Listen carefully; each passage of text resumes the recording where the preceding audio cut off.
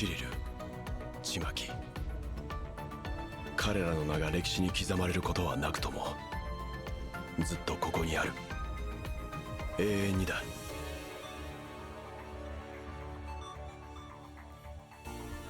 Yo, what's going on, everybody? Xantos Vice here. We are finally back for some more Punching Grey Raven. Hope you guys had a great day today. Yes, I am finally back on this game. I'm so sorry for the wait, guys. Like I said, I had to finish up the stuff for Star Rail and for Wuthering Waves, just because it wasn't necessarily too immediate that I had to do, but either way, it was gonna start to pile on if I didn't do that sooner or later.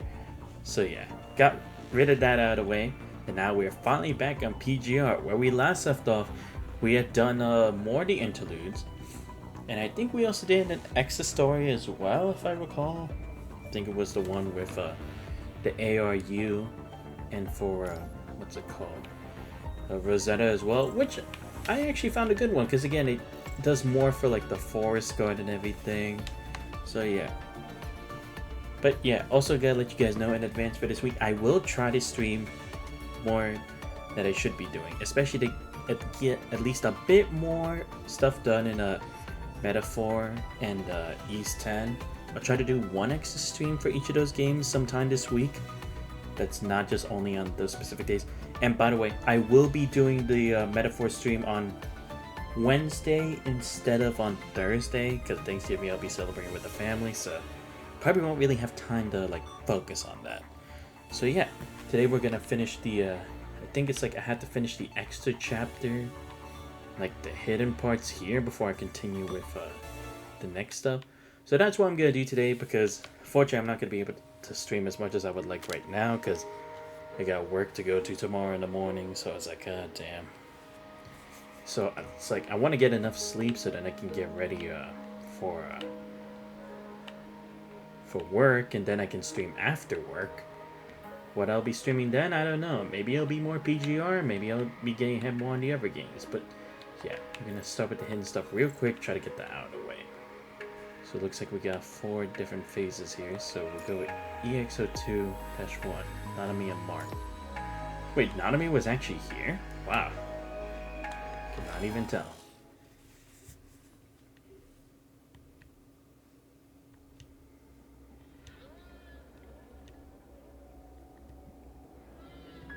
This is an interesting start. A small forest in the snow is a yellow-black construct and a bionic bear is staring fixedly at each other. The construct is standing on a giant rock, drawing herself to her full height, with her arms akimbo. Faced with the weird construct, the bionic bear looks at it as it just ate 10 barrels of expired bionic fish. The bear roars, trying to stop the construct from continuing her inane actions. Construct shows brief surprise, but quickly recovers and hops off the rock with a beaming smile, happy that some bear has responded. Finally! A mech teddy that speaks. Only ever bear was just pounced on me without a word. Finally! A talking bear. You can't have just been hawing me the whole time before I got here, can you? Well, none of me ain't so sure of the situation here, so I tried communicating with body language. But Anonymous's explanation, she takes on a strange pose from before again, even sprinkling in a ha at the end. It dawns on the bear that Anonymo's trying to communicate with bionic mechanoids through her unfathomable pose and laughter. I mean, we're bionic machines, but that doesn't mean we can converse through these poses. And please stop with the ha's too. Then I'll do it the normal way. That I know you can speak, Mechy Teddy. Can you tell me where I am? Stop calling me a Mecha Teddy. I have a name. Martin. Just call me Martin. Martin, It's not a cute bear name at all. Wasn't trying to be. Anyhow, Nanami just kind of went through and found herself here. So what's this place? I don't have a map. You just went around and found yourself here? You have a boat? Can you swim? Whatever. It doesn't matter. This place is part of the Arctic Root Union's territory, one of the largest human settlements. Never heard of it before. Does feel like Nanami's gone pretty far away. Now, what to do? You came all the way over here for no reason? It's just an anatomy pleasure trip. What about you then, Marty? I think you're supposed to be shooting down some aircraft. Suppose. Yeah, had to get the anti-air weaponry ready to shoot down some aircraft. Time to mess around with you here. Okay then, Court Anatomy has reached its decision. Anatomy will help you shoot down your planes. But the ones on the aircraft are constructs and humans, right? It'll be alright. You're only supposed to shoot down the aircraft, yeah? Just hand over the artillery commands to Anatomy. Oh my god. Wait, is that how we ended up crash landing? Oh, you gotta be fucking kidding me. You can just shoot down the planes without hurting the people on it, Morty. God damn it, Anatomy. Why you done this to us? You really going to help? Anatomy never breaks a promise. Anyway, don't stop, Martin. Preparing for fire. Wait, let me perform some repairs first. Okay.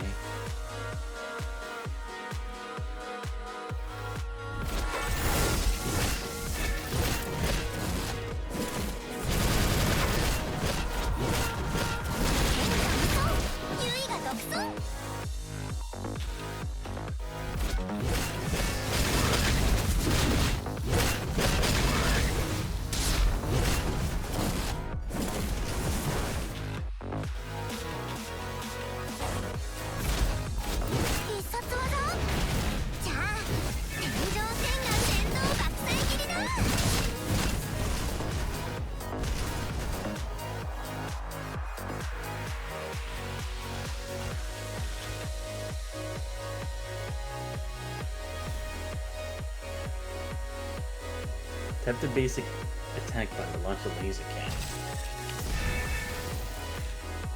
Oh.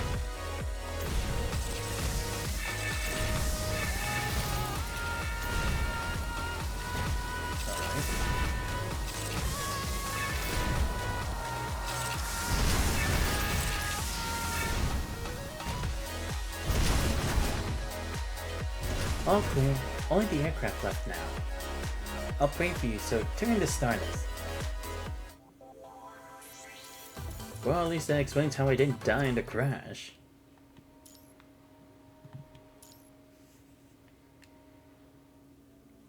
We got planes good, Mort.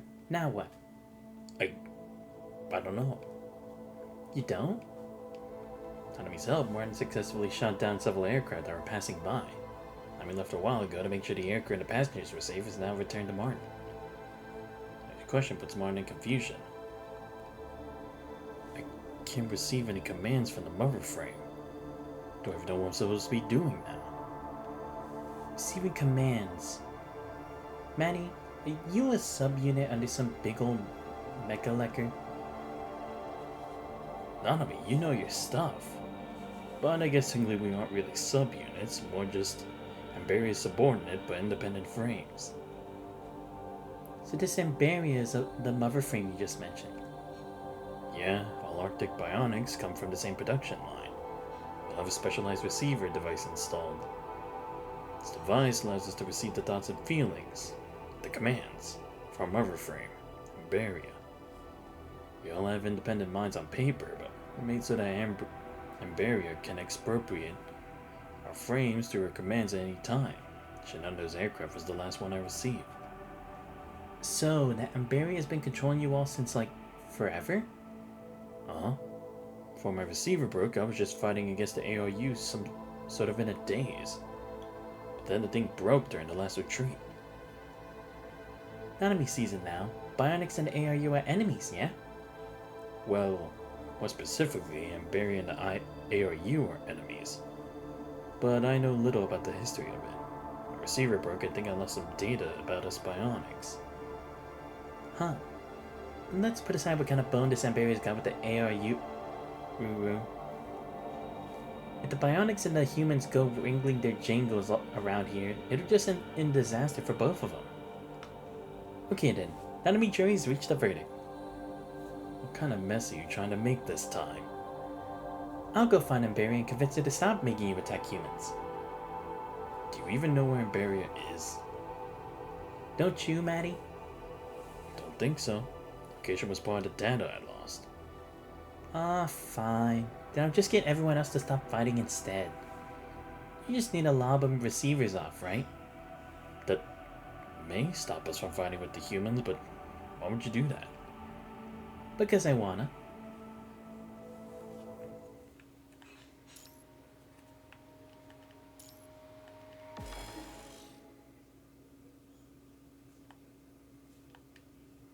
Nanami's goal is unrealistic, but if, on the off chance that Nanami succeeds, it would be pretty nice for everyone. That's why Barnes, struck with the terrible freedom of nothing to do-ness, decided to guide Nanami's path in the snowy land toward possible bionic congregations. Oh look, it's a Mechatech just like you, Martin. Well yeah, we're all just spare models. To Martin's guidance, Nanami reached the outer rim of a settlement. It was a human settlement, the place is now a bionic nest. Piles upon piles of differently sized energy tanks clog up on the loading deck. But the bionic mechanoids seem to be trying to transport the tanks somewhere. Whoa, talk about bionic diversity. Is this place supposed to be a zoo or something? Bionics are useful for war. So they say. All military-grade bionics. So that's why you got all this spooky weaponry on you, Martini. Well, I think your chainsaw is way spookier than what I've got. How bless you keep praising Nanami like that. Wasn't trying to. He surveyed the settlement for a while. I directed his gaze towards several bionics that were acting as overseers. So what next, Nanami? You want to have a talk with him? I can bring you over and... Hold up. Something's not right. What? Before Martin could even turn and face his question at Nanami, she had already leaped down to cover. She began action with both wheels beneath her feet. She hurtled toward the settlement. Take this! A jump to the sky turns into a Nanami kick.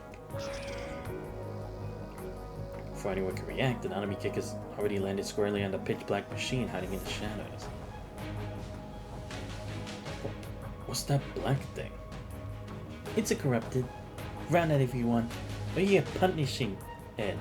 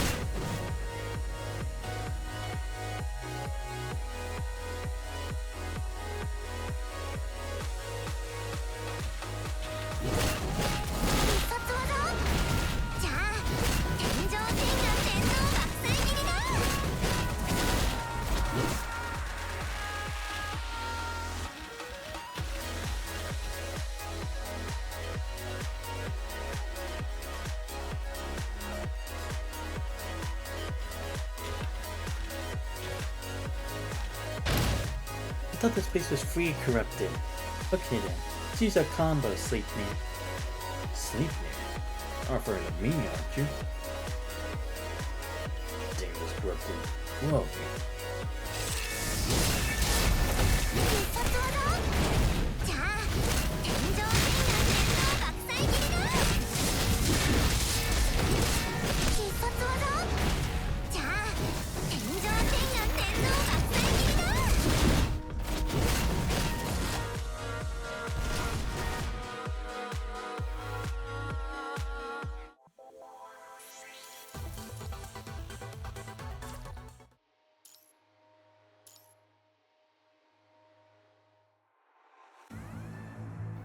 can't hear the mother frame anymore. What are you? Nanami is Nanami. He's not asking for your name. Done with the corrupted, must the bionic sink to the floor out of relief. Some are we decide to ask Nanami's affiliations, to which they are met with little success. Several bionic just often ran with the corruptees that appeared, but I think we see most of who we can save, yeah? Look at what you've done! What? When Nanami gave a response, several more bionics joined. What are we going to do without the voice of our mother frame? We won't know where our main forces are attacking. Wait, you're still trying to fight? What? Of course we are. You aren't signing with that construct, are you? I'm not signing with her, but no good will come out of fighting for both sides. Good? Pfft, you call yourself a bionic. You let these humans off you when they made us into weapons and sealed us underground. We woke up to find ourselves stabbed by our own creators. The next thing we know, we're all forced underground via our inbuilt commands. Never forget these humans who treated us so.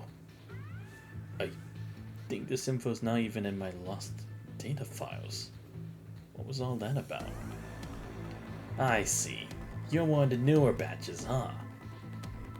Oh, y'all came from different production batches? Of course! Without a production line, how else could we keep up with the humans? Your platoon must have been filled with these rookies.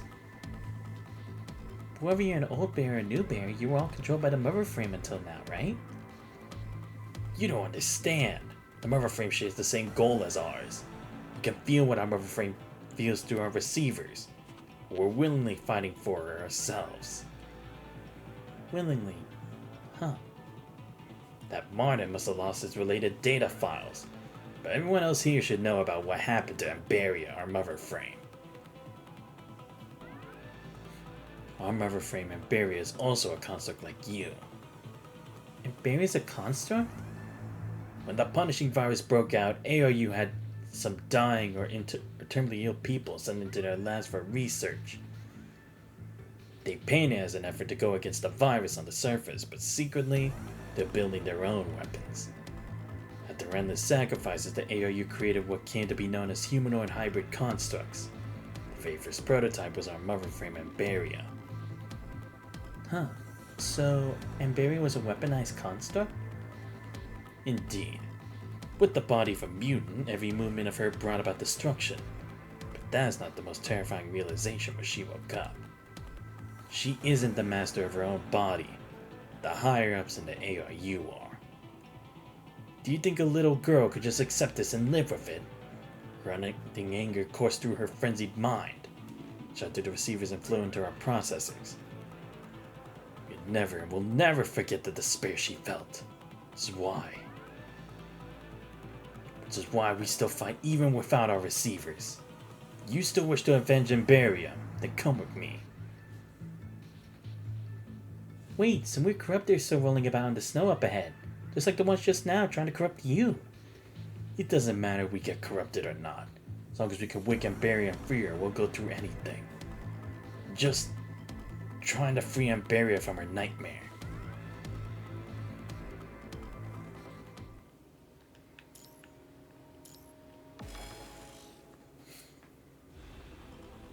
Nanami, what do we do now? Resist the angry bear model and his supporters left on. He's been still as a rock. Feeling like eternity's passed, Martin decided to pat Nanami on the shoulder. What do you want again, Nanami? This helps me get my spirits up. Alright. Guess we're still trying to make peace then? Of course. Can't stand Nanami with a big old reason stick or a 10-episode backstory. Nanami wants something done, she gets it done. I get where the bionics were coming from, but it just ain't right fighting in this place. Not to mention the corrupted. Punishing virus. Huh. Bionics don't really know what's going on about it. They rarely come into contact with the corrupted, even if knowledge of the virus exists in their database. The experience tells them that it's nothing to be feared of. You'll be deaded in a linguini if the virus gets a hold of you. It's even ickier stuff than Amberia's mind control or whatever. Which means we should catch up to those who just left, right? Or do we go find the corrupted instead? It'd take too long. Nami's going with her original plan. Ahem! Bionics and Nanami. Looky here. What on earth is a Nanami?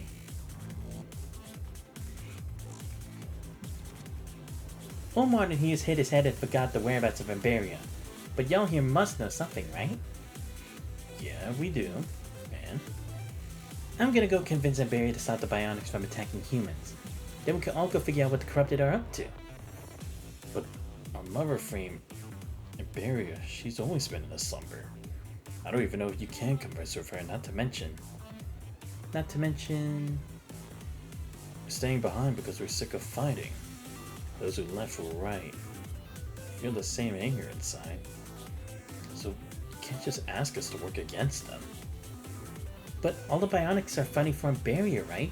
If Imperia wants everyone to stop, they'll listen, yeah? Well, yeah. If Nanami can't pass Imperia's diplomacy check, I'll think of another way. But now, let's get the dice rolling first. Hear Nanami's firm and confident tone, the Bionics form a ring to discuss amongst themselves. Nanami, Barry is sleeping in an underground place nearby. Let's go. Well then, Nanami, roll out.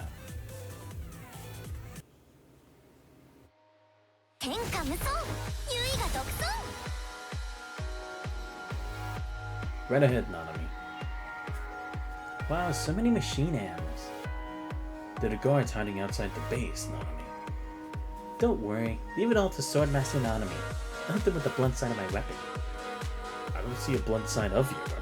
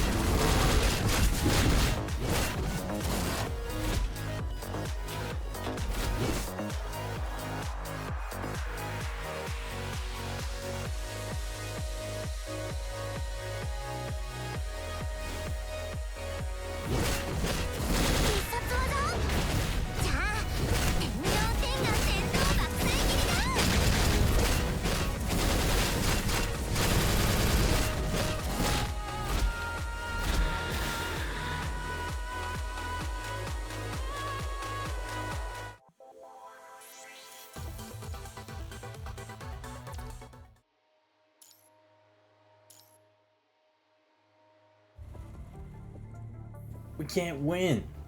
These are bionic machines built purely for war. Just some Spec Ops constructs. Shut your trap and just fight. It's just like that one time. Just like them Tails. Where's them forest guards at, eh? Must be the work of them hybrids. Damn you bobbing pieces of bionic trash. We made you. We're your master.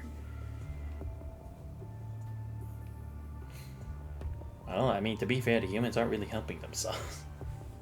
This isn't just only ever bionic machines arrive to see hell painted before their visual modules. Nanami, we need to do something about this. Something's not right. Huh? Well, he's been silent ever since she arrived. She quietly scans the battlefield, confirming her suspicions.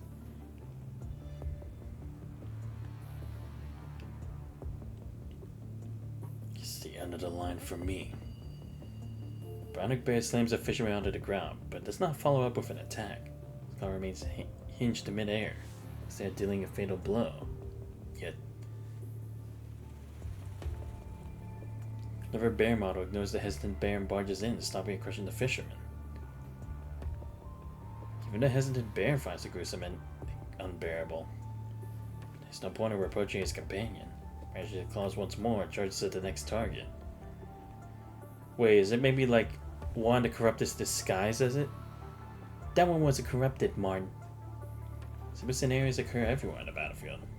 In Nanami, the other bionics enter into disarray. That means some of us have been corrupted. If that's the case, then will the others? No, it likely won't spread further. I think I know what the corrupted are here for. So what are they here for? They're here to instigate hatred. Someone's controlling the corrupted to do so. Well, they said somewhere is safe to watch. Now he's getting real angry.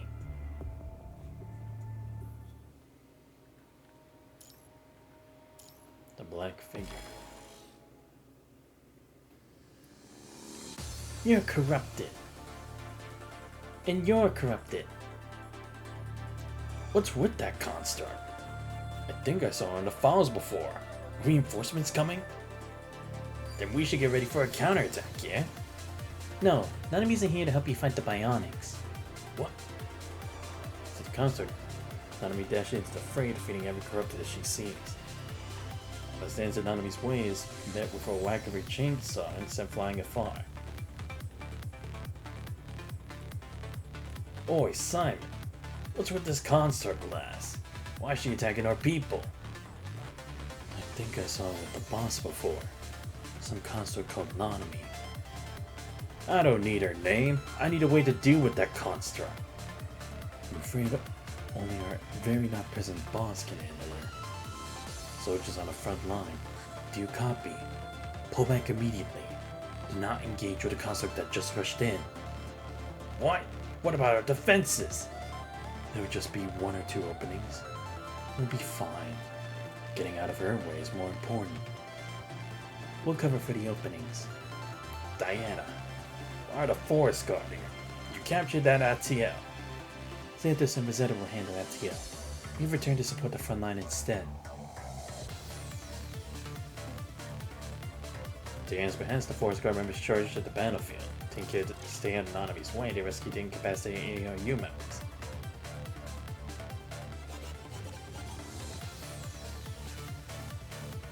Your legs hurt. Why don't my teammates back and retreat? I'll handle the rest from here on out. Think we can leave our defenses to you, sinners? You... Even if we're sinners. Sinners born and raised here. Please believe in us. Nanami, at this rate you'll leave the battlefield. Aren't you trying to pluck all the corrupted out? Well, I'm catching the trails of someone that's trying to sneak away. What? Don't know what that is, but that must be the source of all evil. Stinky baddie that's controlling the corrupted and making a mess. Fine, you'll have to handle corrupted. Nanami's going to... Lois stands mid-dash, spinning solo as if she was about to fall. Those are her booster wheels. Just to maintain her balance, allowing Nanami to slide forward at full speed. Be the hero.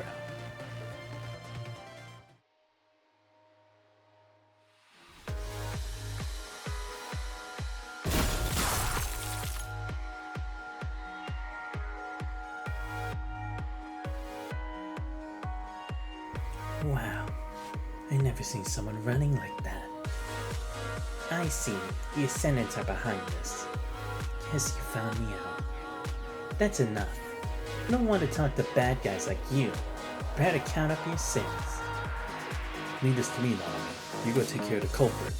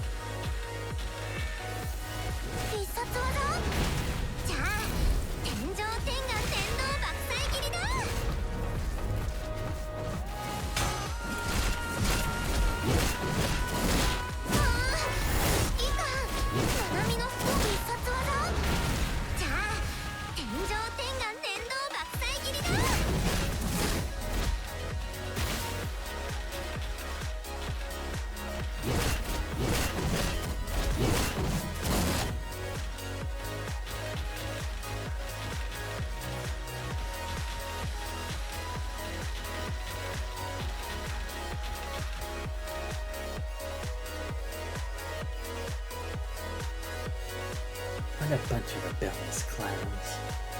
Why you let the corrupted do that? What's your purpose, Ascendant? I don't know about others, but this is essential entertainment for me. You're the only one left. I'm not going to fight you, weirdo.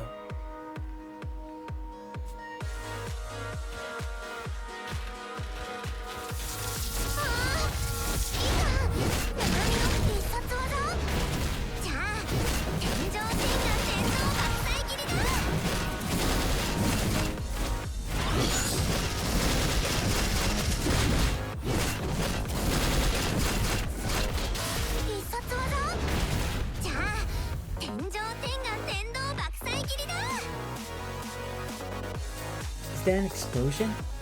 Don't tell me you got beamed by just the two of them. Some perfect concert you want. Wait, she ran so fast. Ah, I see. So that would have coincided with when we defeated ITL. Oh, sweet, new level up. Nice.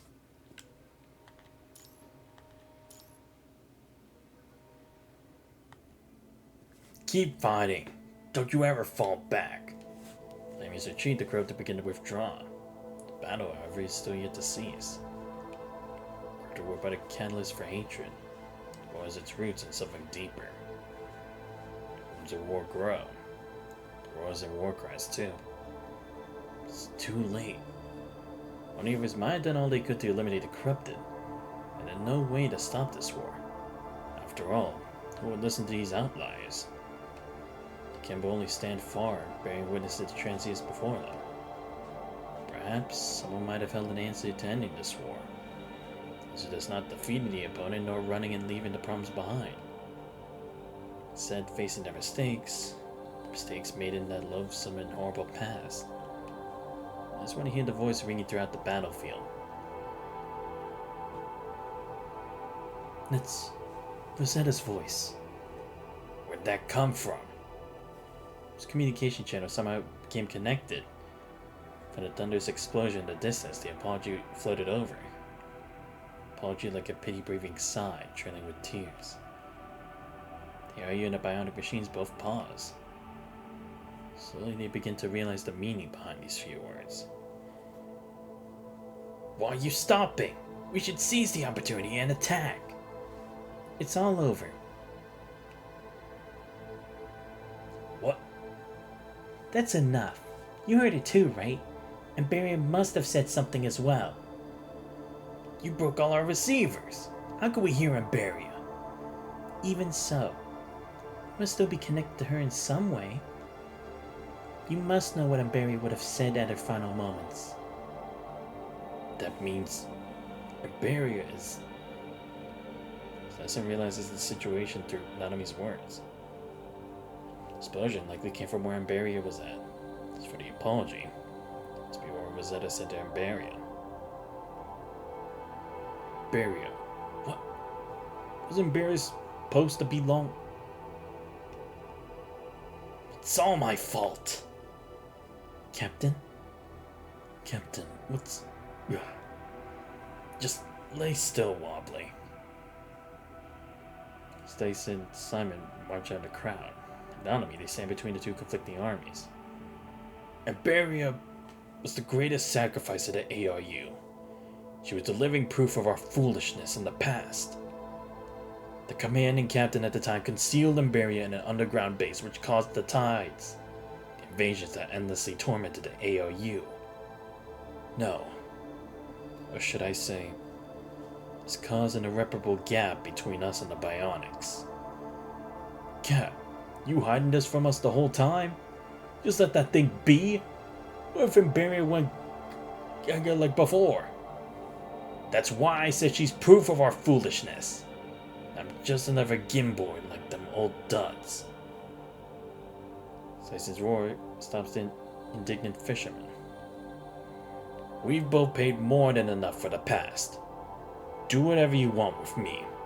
I'll tell you everything you want to know. Just listen up, everybody. You too, Bionics. It's the captain's orders. Stop this war at once. Stop all the fighting. I'm not repeating myself. If you don't listen, you'll be branded a sinner.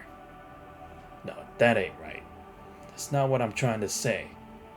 The forest guards aren't sinners. Just... everything's over with. It's all over. Dyson cries in the middle of his speech. He himself cannot understand why he did. Was it from the relief of the ebbing danger? Certain decisions and resolves in his heart. As if infected by Styson, tears also begin to dot the others' faces. As put their wounded companions in retreat. Some throw their weapons onto the ground. The same atmosphere permeates the bionics. Baria. She... I think I heard our mother frame at her last moments. She said, "Thank you." Did she not?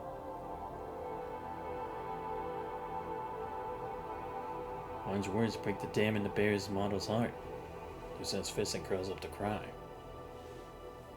The Aurora, humans, constructs, and machines all begin crying for the past. As the cries, Nanami steps before the once angry bear model, puts her hand on his head, into his fur. You know, words can become prayers, and prayers can help you move on. It's okay now.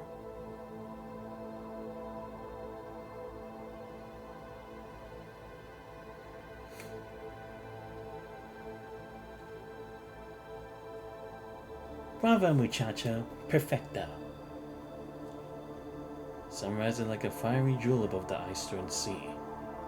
Leading along with the bionics, perform a series of unfathomable poses to welcome the sight. Speaking of Nanami, what should we do now? What?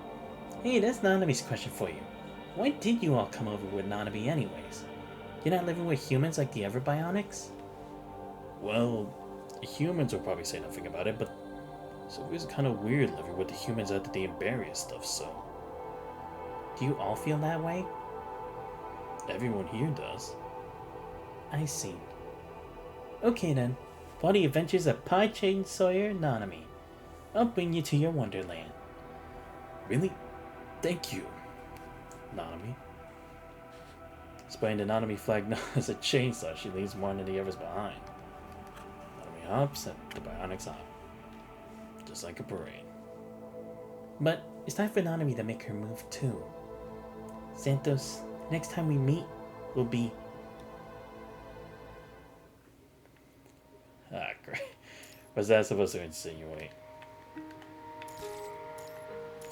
But okay, yeah, because I was kind of wondering, like, when I first started this, like, literally just earlier at the stream, like, how does this actually conclude? Because, again, the differences between them wouldn't just disappear like that. I guess it makes sense for Nanami to be the intermediary between the two. Because she has a different view on it, not just like only logical or just only too emotional. She actually is trying to understand both sides. Like their stories, their emotions, their motives.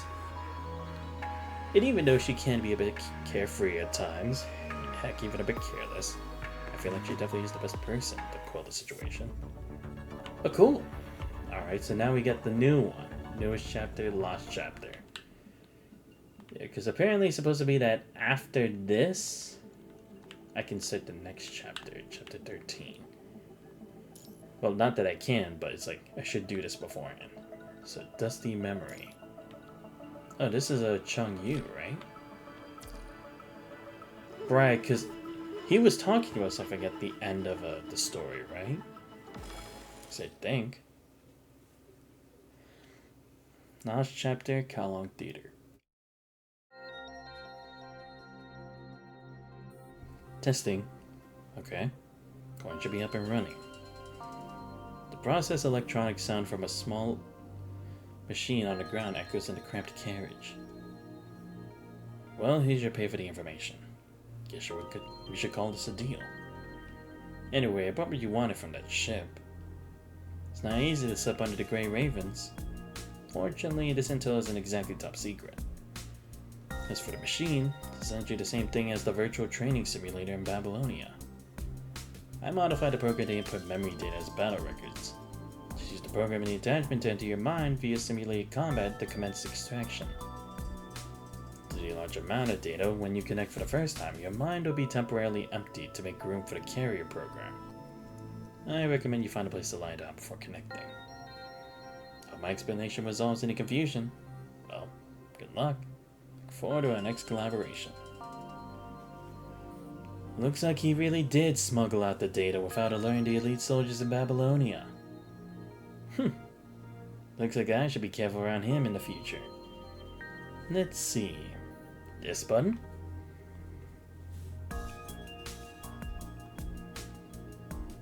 Hello, user ADL17. Patch has been detected. Would you like to update?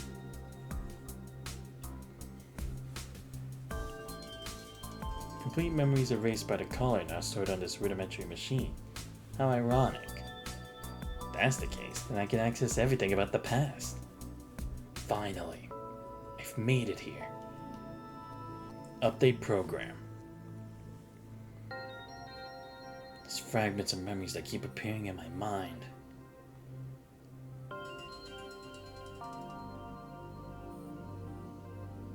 Whatever you are, I'll accept it.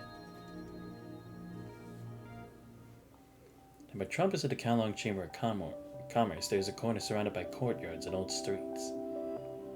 Where such a theater exists, it's lofty and grandiose. It's old and dilapidated. Wide stage once allowed for 50 martial artists to perform stunts simultaneously. Giant props as tall as the curtain could be pushed onto the stage without hindrance. Now has fallen into disuse. The 10 dozen seats, now only 70 patched up chairs, are left collecting dust. The 3 large theater troops, now only a few members remain. After all, who'd be willing to sit and watch a performance when holographic videos and realistic simulations exist?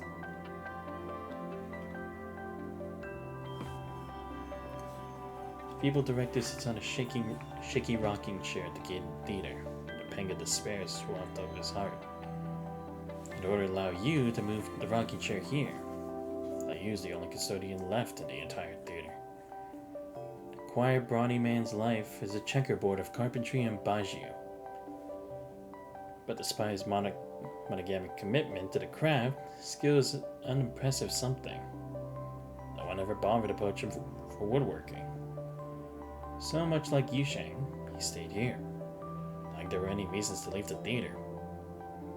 For Yusheng, however, must have inherited his prima donna of a mother's pride. In his eyes, nothing held more importance than the stage. Unless the theater has long since fallen out of favor. Let's find a good date and end it on a good note. Happily against a shaky rocking chair and sipping tea, the director could not help the thought from sifting into his mind. But even when indulging the glorious memories of the past, the director's mind is as keen as ever. Deftly slings his cup and hits a figure sneaking out of the theater. Are you crazy, old man? This teacup is from the Song Dynasty, probably. Do you know how much I went through to buy this in the East City District? It's one of a kind. Where do you think you're off to? Mind your own business. How many times have I told you, Chongyu? I got it. I got somewhere important to be. I'll be back before dinner. While waiting for her to finish, Chongyu hops onto the wall of the courtyard and escapes, leaving the old man's disapproving shots behind. Don't try your funny stuff on the Pulau crew. After this tea break, I'll have to go apologize door to door again. It's really working my old bones to the ground. Just as the director prepares to take another sip, another troublesome one shows up in front of him.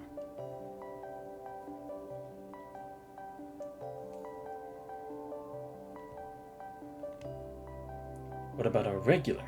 Any news? No. She said her husband is getting old. No more loud noises, so they hired a VR company for a Hawaiian birthday. Alright, well off you go then. Still kind enough to collect tips in private, but how long can we handle this? Away from the theater, Chongyu joins a bustling crowd. People come and go in a hurry. Unbecoming looks adorn their faces, The faint music rose overhead. Naturally, Chong-yu has his reasons for coming here. Business at the theater continues to worsen. The theater hadn't even opened its doors this month. Old man's all against violating the regulations from the police spots. They keep selling the theater's image.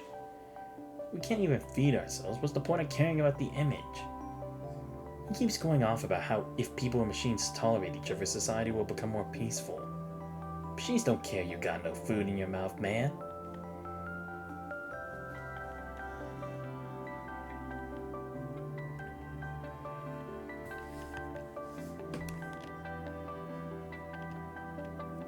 This might be an opportunity to attract customers. Chong-yu performs another backflip.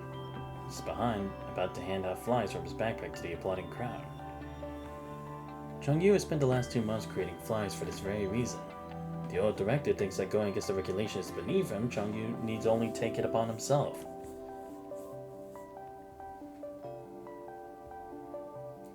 It'll be troublesome if they caught me. Chong-yu returns the flies to his bag and jumps to the second floor balcony. Flips up and over, escaping to another building. Whatever. I'll let them do their job. At least those rust buckets keep the streets safe. If people and machines tolerate each other, society will become more peaceful. Huh. But even if society's more peaceful, who care about the life and death of some old theater? Guess I'll go post these flies up over there. This kind of world, as long as you're buying a ticket, doors are open to anyone.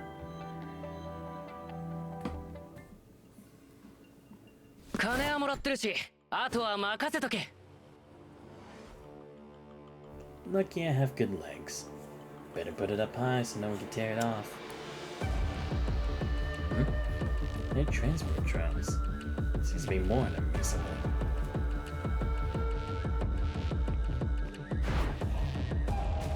Alright, on to the next one. Open your bloody eyes. How dare you put up ads without our permission? You paid your racket. Just a bunch of gangsters in the slum. I don't need your permission.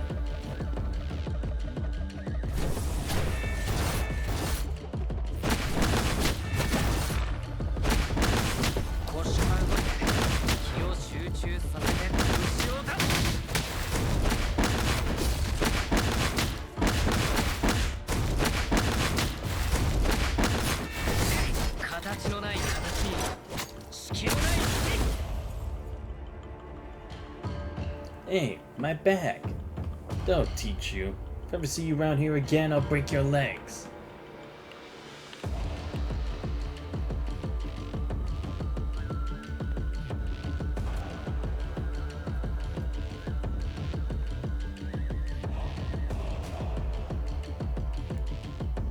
Oh no. Not let it go back.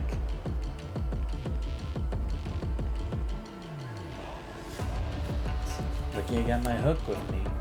Oh, okay, cool.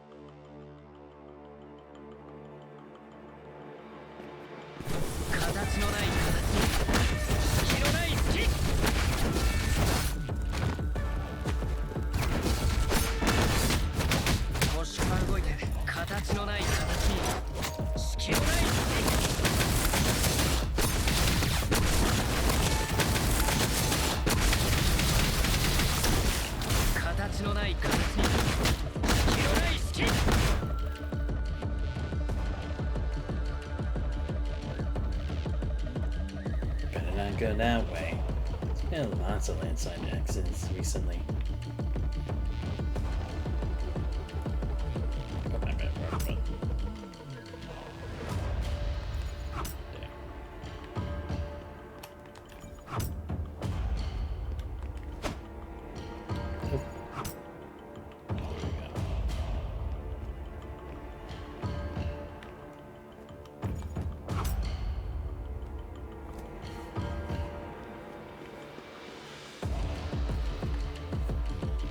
Leave me alone. Can't you see that transport drone is overloaded? It's carrying a illegal object. You're supposed to suspend the license of that company, aren't you? Hey, the bag is mine. Don't forget to give it back. 敗れても挑み平安を勝ち取らん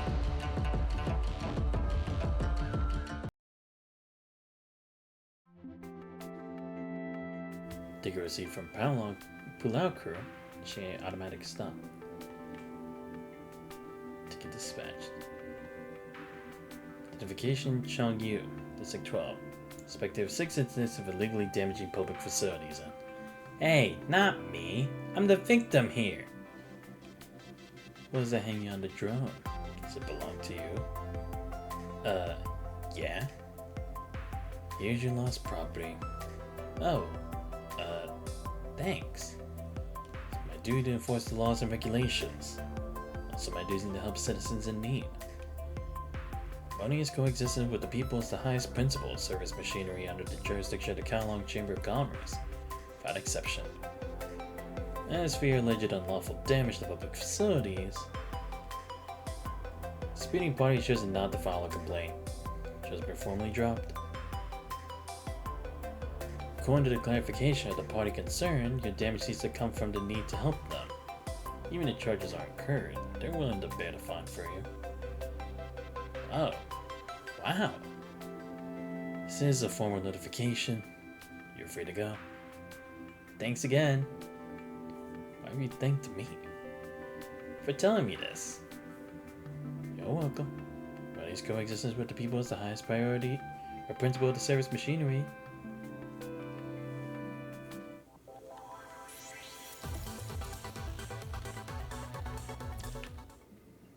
Oh, okay, just have 9 actually playable parts. Okay, not bad, I guess.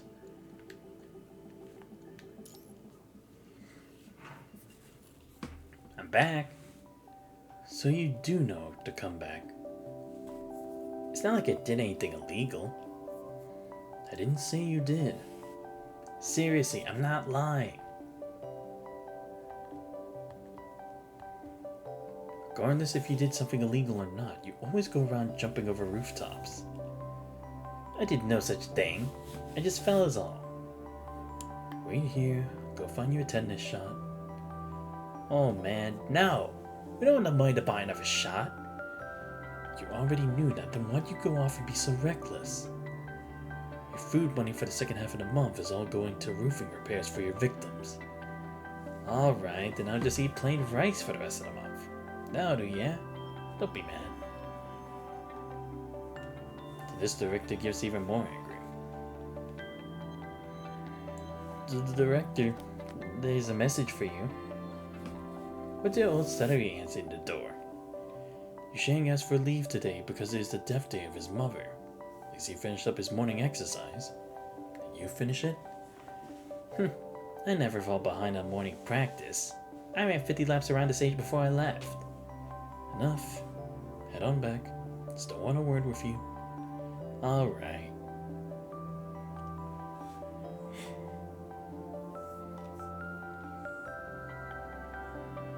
Johnny opens his waist pack and pulls out a bag of braised meat. If I'm living off plain rice for the rest of the month, I might as well feast on some meat now to tide me over. Who'd have thought you could snag a pack of braised pork from Jenny's off of some hoodlum? Wait, better see something about you. He likes it with a good drink.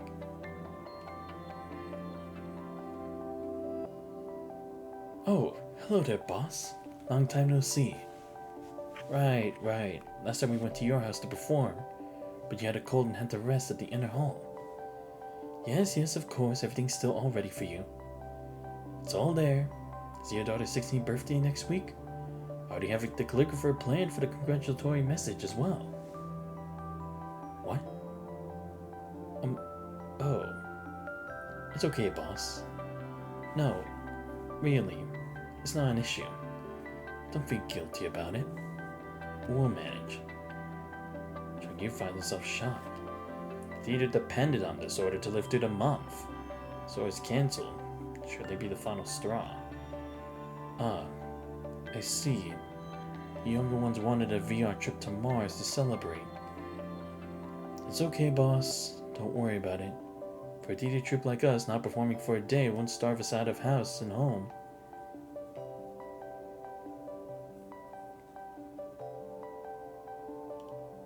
Heard enough? Get down here.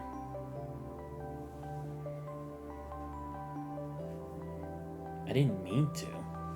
I wasn't trying to eavesdrop. It doesn't matter whether you intend to or not. So quit talking with your mouth full of pork. Director, how about I go pass out flyers tomorrow? This isn't something that passing out flyers can fix. Forget it. You're all grown up. It's time for you to learn a thing or two about the theater. Director. Chung-Yu, come here. Now you, call over Mr. Bionel's song in the back courtyard. It's Mr. Helper's in the firewood room. Of course.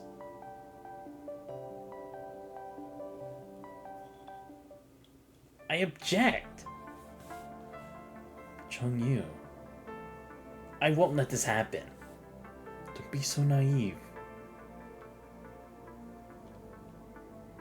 I know what you've been doing to help, but it's pointless. Even our regulars can't convince their children at home to come. You think putting up posters will convince hoodlums to come and pay to see our plays? But you're right, Director. We haven't had a play in 2 months. There's a will, there's a way. You taught me that. We've been performing for years. We can't just call it quits like that. If we quit now, we can do it with our heads held high. So the theater should be enough for a fresh start for each and every one of us. If we wait this out, then there won't be any more money to line our pockets. Chung-Yu's face turned sour. People used to fear the stubborn, arrogant director. The saying declined the troupe, his heartiness malformed into something pathetic. It's what unsettles Chung-Yu the most. I've also considered who will take over the theater. I remember the Choen crew. They've offered a fair price. If this truly is the end, I'll at least be able to say that we're even. Now some things must be put out of their misery. Had to be the one to end it. Victor stands there in silence. The fatigue seems to have taken on an almost age-long pallor. Who knows how to console him? So everyone stands there as well in solemn silence. Chung-Yu, you're no longer a child. Even if you leave the theater, you should have other ways to support yourself. The director. There's another way. A better way. Let this be the end. These old bones aren't what they used to be. Maybe it's not necessarily a bad thing that I ended here. Everyone's overcome with silence, seeing the director lean dejectedly on his chair. They want to keep living the life they had, but just cannot. They all know that his old and feeble body has paid a heavy toll trying to hold up his fizzling dream. They even begin to think that it would be best to relieve him of this responsibility. If we could just make it through this month. There must be another way. I'll think of something. Let him. When Yusheng returns at dawn, remember to wake me up.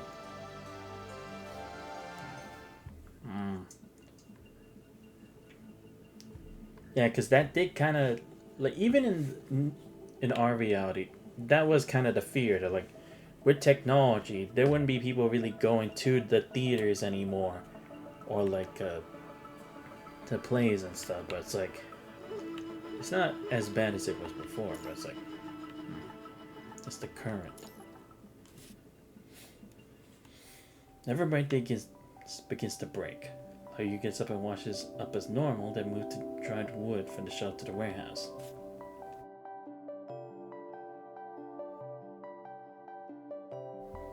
Now he's unsure why he continues to do this, other than the fact that not doing so will make his day feel incomplete. Heave-ho.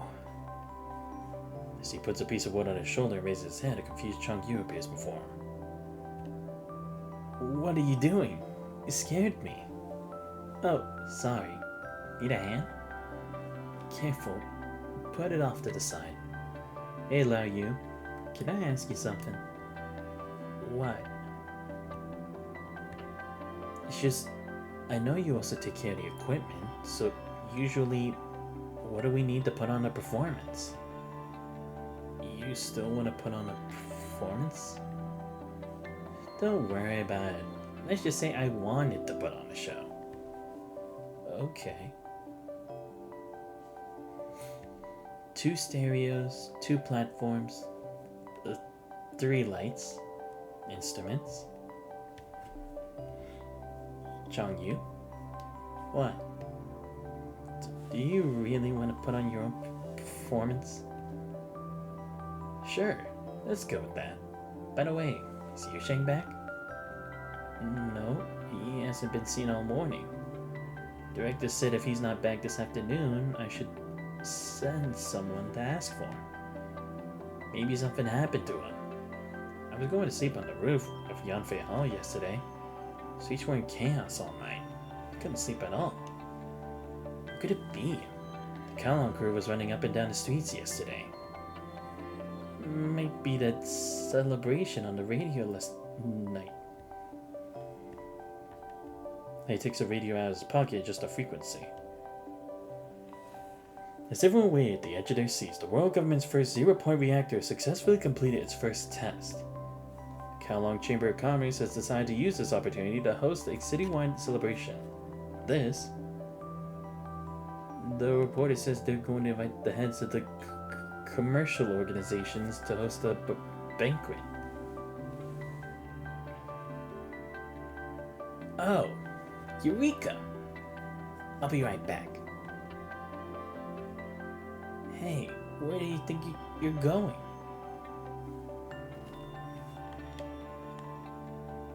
Director, this is our last chance. If we can get this gig, the theater will last at least another 6 months. Chongyu, a third of the world's biggest tycoons will all be at this banquet. Do you think this is something we can handle? Who cares? Our livelihoods are at stake. Fine, let's give it a chance. The issue, though, is that we don't have the money to pay for a band or a supporting cast. I'll go raise it, if it's just one show. The Chunky tosses the radio at the director's table and rushes out again. That child. I guess that's what makes him Chongyu. Even these old bones sometimes feel like there's nothing this kid can't do. Even if the theater is really gone, she'll manage just fine. It's me. I may be old and washed up, but I have a small favor to ask.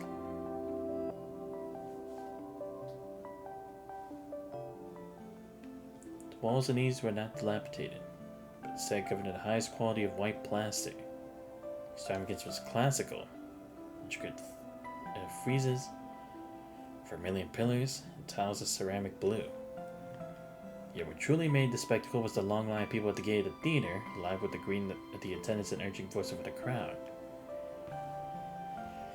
Hey, can you fit one more in tonight's Black Guardian? Apologies, sir. This way you have to sit on the table. A pot of jasmine tea and another place. Stewed beef tendon and boiled noodles, please. People who didn't know this is a theater would be thinking this is some restaurant. They had dinner before you came here, or what? What's it got to do with you? Never meets dinner and a show. The crowd pushed Tong Yu into the theater. The front row, Lao Yu and the director were sitting there waving to him. Quite the turnout tonight. Yu Sheng's new play is sure to be a hit. Sit down and quit fidgeting. Yeah. The theater lights dim, leaving the spotlight on the stage as the only source of light.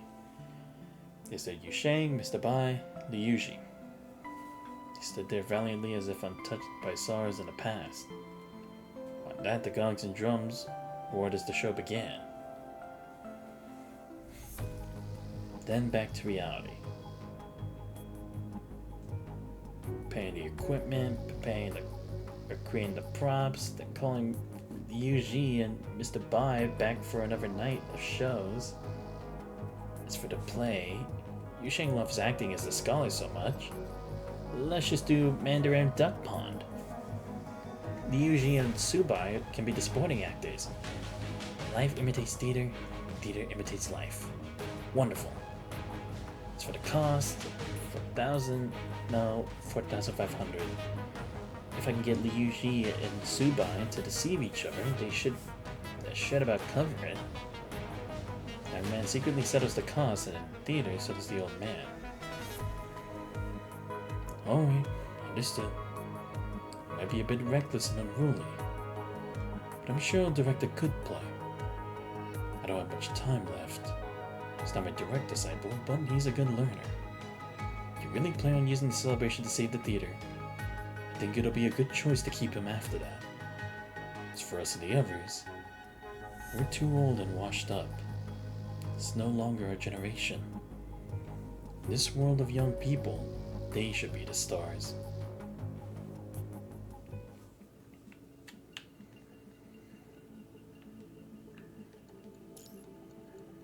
Changing time. East City Shujiu Street. Wang's Pawn Shop. This is the last star. Chang-Yu staying in front of a building sifting through his memories. Seeing it is still the same building as before. The pawn shop middle-aged man sitting behind a corner looking down at the panel in his hand. Boss Wang? I saw that you're hiring, so what's a kiddo like you doing here? Age isn't the problem. I can do whatever it is you need. Know your way around machines? No, I don't. Then shoo. You can't possibly think the KCC still has any use for elbow grease now, do you? Oh, I see. You're from the old parts down south. No wonder. Well then, be on your way. I don't have any use for a kid like you. It's not like that. Some things are best left to people. Oh, what's that? I'm all ears. Like pawning. You know, sales. Machines might replicate the need for people in the service, manufacturing, or entertainment industries because they're good at imitating humans. But the one they can't do is barter. Each customer is different. You need intuition and honesty to understand their needs to make money. I see your point. Then, however, a person's speech and behavior are telltale signs of their thoughts. You speak with confidence, but your eyes darted 4 times over the place. Like you've been nervous this whole time. Machines only have to pick up on this to simulate human emotion and adjust their sales strategy accordingly. That's not specific to humans. But that type of machine doesn't exist. Maybe you haven't heard. Think I don't know about the Fuji crew's research into human simulation? Looks like you aren't as naive as I thought. I heard it from some big shot a long time ago. But a machine like that isn't something normal folks like us can afford. So this kind of job is best left to us humans for the time being. Ain't nothing wrong with replacing us with machines, but until then, do you really think someone in your condition can look after the shop all by yourself? How'd you know about my condition? My bro Chin at our theater used to have this problem. I was a bit hesitant when I walked in at first. Didn't want to say anything without a closer look. Sharp, eh, kid? I'll take that as a compliment. You work 9 AM to 9 PM, 6 days a week, salaries is performance-based. That means that you're starting tomorrow. Don't be late on your first day of work. Alrighty. 5,000. Here you are. Come again. Seeing off the last customer, Chungi returns to the pawn shop and carefully seals the pawned item. Hey kiddo, clean up and get ready to call it a day. Huh? Why so early today? It's not like I want to. Just received a notice from the Chuen crew. No business after 5. How come? Probably has to do with the news report released by the world government. Some experiment failed and there was some sort of repercussion. You mean 0-point energy? Yeah, that thing. But the only repercussions are loss of business. No wonder the customers are all sour looking recently. You could say that again. By the way, I also saw the notice that the celebration was postponed. When you mentioned earlier that your theater's playing it. What? It was postponed? Can't help it. What's your celebration right now? I'll be slapping the face for the world government. Right, yeah, because it was supposed to coincide with it. At least it's not cancelled. We'll just have to wait for this all to pass. Everything will be back to normal. Can only hope so. The sooner the curfew ends, the sooner we can open normally. I'm gonna head out. Sure to lock up once you're done cleaning. Got it. It's delayed. But that's not necessarily a bad thing. That gives me more time to prepare for the performance. Director, just you wait.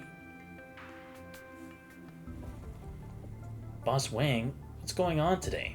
I see Pulau soldiers patrolling the streets. The whole city is under a curfew. 0-point thingamajig failed and created some virus. Apparently the machine will go haywire if it becomes infected. Now the soldiers are recycling machines, androids, even all the police bots in the city. The Guardians at Taie, I think. Anyway, they're all gone. Or they're rounding them up and disposed them all at once. No wonder the Glazed Arch Theater next door has been so deserted recently. I thought they were upgrading the androids in preparation for something big during the celebration. Alright, enough chit chat. Throw this out for me. Isn't this the robot you bought to wipe the cabinet? How'd this happen? The soldiers don't recycle these little gizmos. But who's to say it won't get infected and wreck the shop? So just stand there, get this eyesore out of here.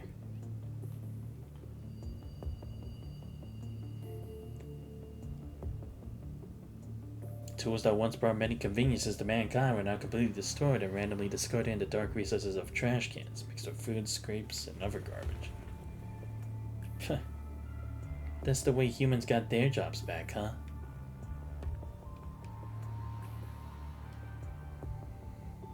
In the news, Boss Wang pokes his head out of the door frame at the pawn shop and looks down the street. The KCC is about to change. Indeed.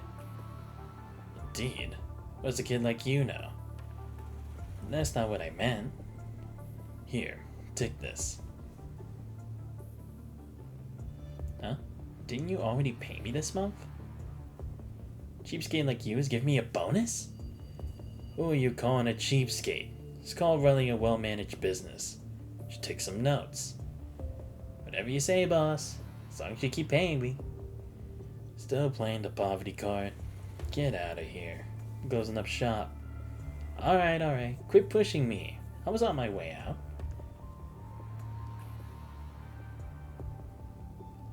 I've been crunching numbers my whole life. It's maybe my last bit of generosity. With this, Boss Wang takes off the weathered plaque on the door of the shop and firmly closes the pawn shop door.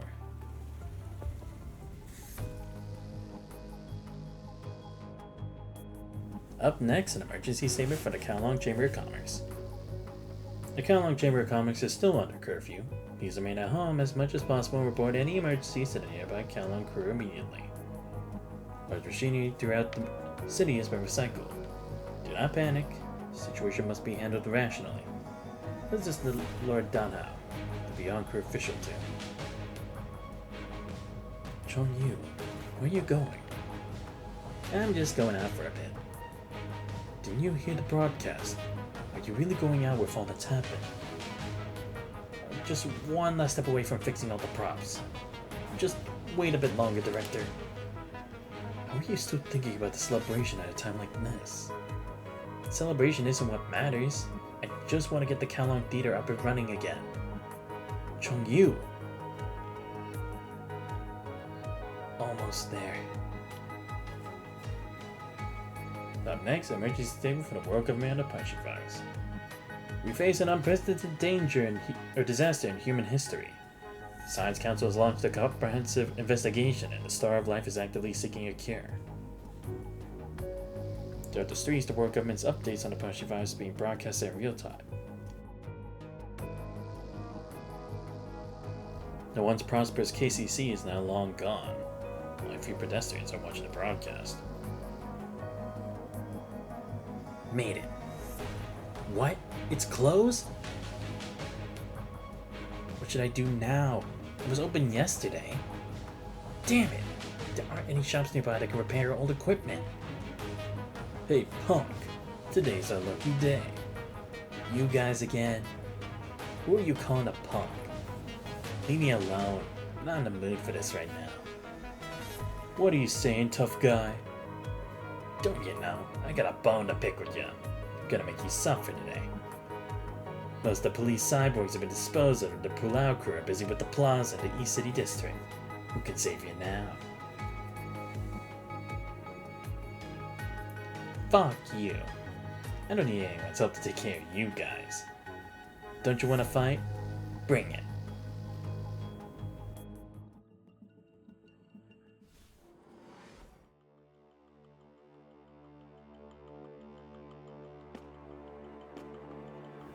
I'm gonna teach you a lesson today. That's my line.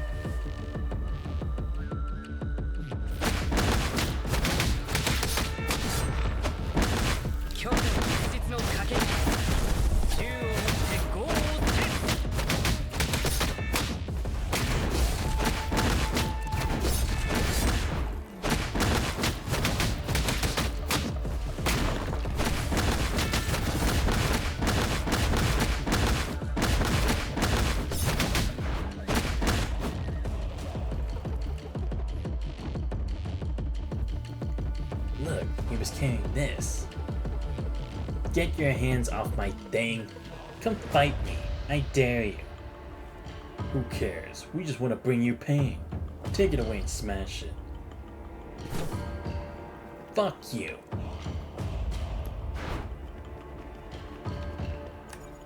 Oh, right. Wrong button.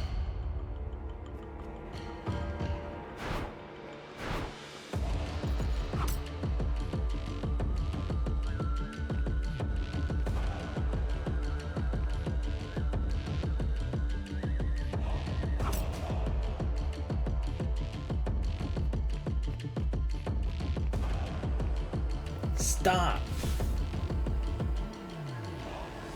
You've got fast legs, but we ain't gonna stop. Beat him up and smash his belongings. Show no mercy.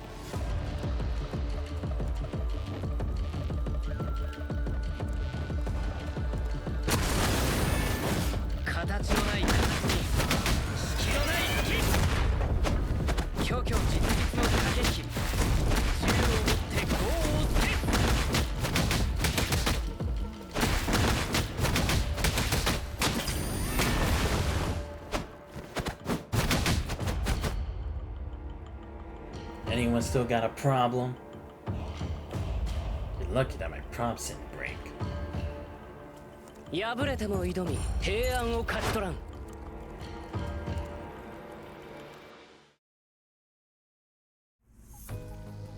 Don't underestimate us. Doug laying on the ground suddenly grabs Changyu by the ankle, preventing him from leaving. This is the enthralling booming voice of the Kowloong Chamber of Commerce can be heard. It be vaguely heard as if giving an inspiring speech. The city falls one by one, but why are we still standing? Because countless brave warriors fought for Kowloong. It's the will of Kowloong that they bear. They fight against the virus. They prove to the world. Don't think you can strong arm me and get away with it. We bear the same pride. We hold the same beliefs. Kowloong is a crystal nucleated from history. Kowloong is do not fear war, because war cannot break the will of Kowloong.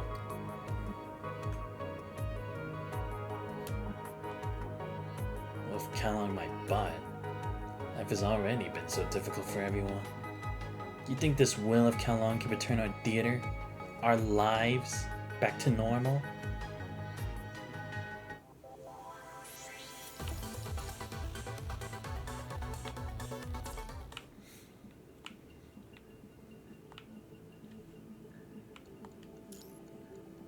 Reunion. Why are you all banked up? I just had a run-in with some thugs. No big deal. Chungi replies and looks around the theater, while Yu is sitting at the table off to the side with Yu Shang, who he had not seen for some time. Yu Shang, where you been all this time? I had some family matters to attend to, so... His fingers, once immaculate white hands, are now wrapped in bandages. You're back just in time. I wanted to bid you all farewell. Farewell? Where are you going? Didn't you hear what Lady Chu said? The corrupted are coming. We're going to fight on the front line. Why? I saw some people walking towards the port. Shouldn't we pack up and board the ship together? After listening to the whole speech in the plaza, I chose to believe in Lady Chu. Huh? You buy into this whole will of Kowloong thing? It's my own decision. Lady Chu left the choice to each of us. The ship is not suitable for my sick wife. Staying in the city to participate in the Tabula Akasha is more suitable for us. Tabula Akasha? What's that? Forget it. It doesn't matter. So why are you going to the front line? What about your wife? She's waiting for the Tabula Akasha to begin. But that's going to take some time. So you... Yeah, someone has to do it, just like Lady Chu and the others. Director, try talking some sense into Yu Shang. What are you doing, Director? Why are you just standing there? Are you also planning? Yes, I made my own choice as well. I don't want to board the ship and run away. Nor do I want to join the Tabula Akasha. I'm staying here in the theater. I can't do something like abandoning my body and living in some machine. All I can do is stay with the theater left to me by my ancestors. In that case, I'll stay here too. Quit kidding around. Go upstairs and pack your things. Lao Yu, go take Chong Yu to the port. Of course. You're still young. You shouldn't give up your life like the rest of us. I'm old enough to fight. Now is not the time to act up. You're staying to fight, then count me in. After the war is over, we can continue running the theater. I just finished repairing the props we'll need. Chong Yu, you really have grown up, and quit being so naive.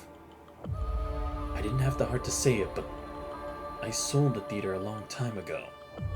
That's why Yu Shang was able to take his wife to see a doctor.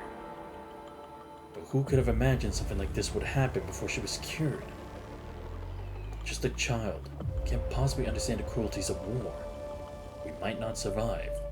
It's the last time we'll ever see each other. Oh, I see. Right, because now that they can't really trust their machines anymore like before, now him giving up the theater has amounted to very little. As a director, I appreciate your dedication to the theater. Something in this world can't be paid back. Just a footnote in the history of Kowloong, constantly pushed forward by the flow of time. Enough! I just don't want to lose everyone. I want things to go back to normal. You always treat me like a child to make decisions for me. But if you really asked what I think, this is for your own good. Yes, I know it's for my own good. I know I've only ever been a child in your eyes. But I'm still a member of the Kowloong Theater. Why didn't you tell me anything? I can help. Chong-yu. We're out of time. I need to get going.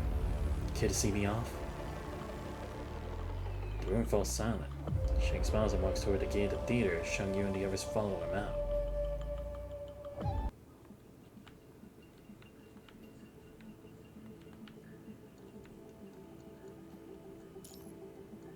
Battle of Changbang.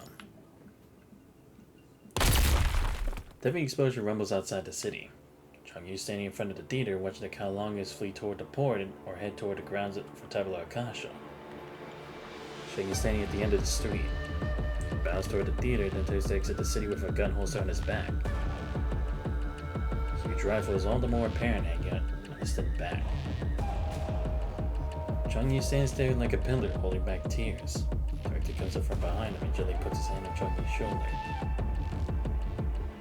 Chong-yu looks up at the director, only to find him with the usual expression, silently surveying the outside of the theater as if nothing had happened.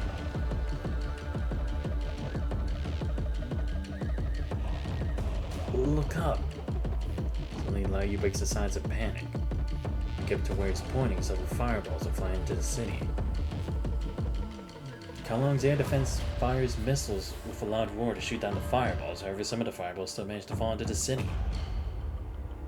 Right down on the street where the Kowloong Theater is located. He used to serve mankind. Now they're ghosts returning from the grave. It's the first time Chong-yu has seen these corrupted monsters with his own eyes. Use their weapons in hell, running into the crowd and rendering them to pieces. Guerrilla forces from the Pulau crew come running and shoot explosive rounds at the corrupted. The pack pushes the corrupted back. Suppressive fire! Prioritize guiding people to take refuge. Hurry! The crowd delves into chaos amid the onslaught, and have no time to mourn their fallen comrade. Many Pulau crew raise their guns to destroy the corrupted. Retreat in an orderly fashion. Don't trample others. We have to push them back first. We don't have the manpower to keep the crowd in order. Find any guidance, the people at the entrance of the street are and run around in disarray like chickens with their heads cut off. Chaos. Absolute chaos. Damn it! We need to do something. Something only we can do.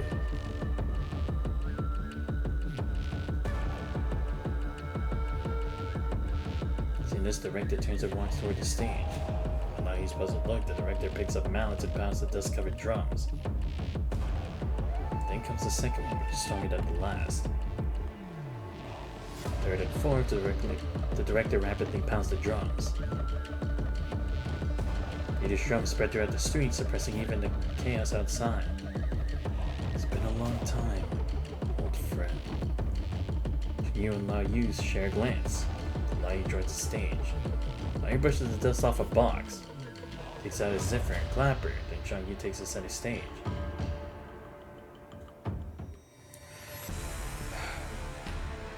Chong Yu takes a deep breath and slowly moves his feet up against the move. His clothes snap with each rhythmic motion of his hands and feet. Chong Yu dances along with the pounding drums. The drums quiet to a gentle rumble, matches his movements to flow like water, pouring life into those around him. Upon quickness, Chong Yu swings his fist and moves left and right like a surging tide, destroying all that stands before him. With righteous anger, our hero is born. Just to piece the smoke-shrouded sky over Kowloong, sprinkle the last rays of sunshine on stage. Those eyes shine bright in the sunlight's reflection. Send a gunfire from both the corrupted and the Pulau crew, but a pin drop to the symphony coming from the theater. He tries his best to force the lyrics out as if wanting the whole world to hear his cry. A bomb on the battlefield explodes near the stage, blowing up the floorboards. Shotgun flies through the fiery smoke and past the three performers. At the front of the stage, Chong Yu's whole body receives multiple cuts from the shrapnel.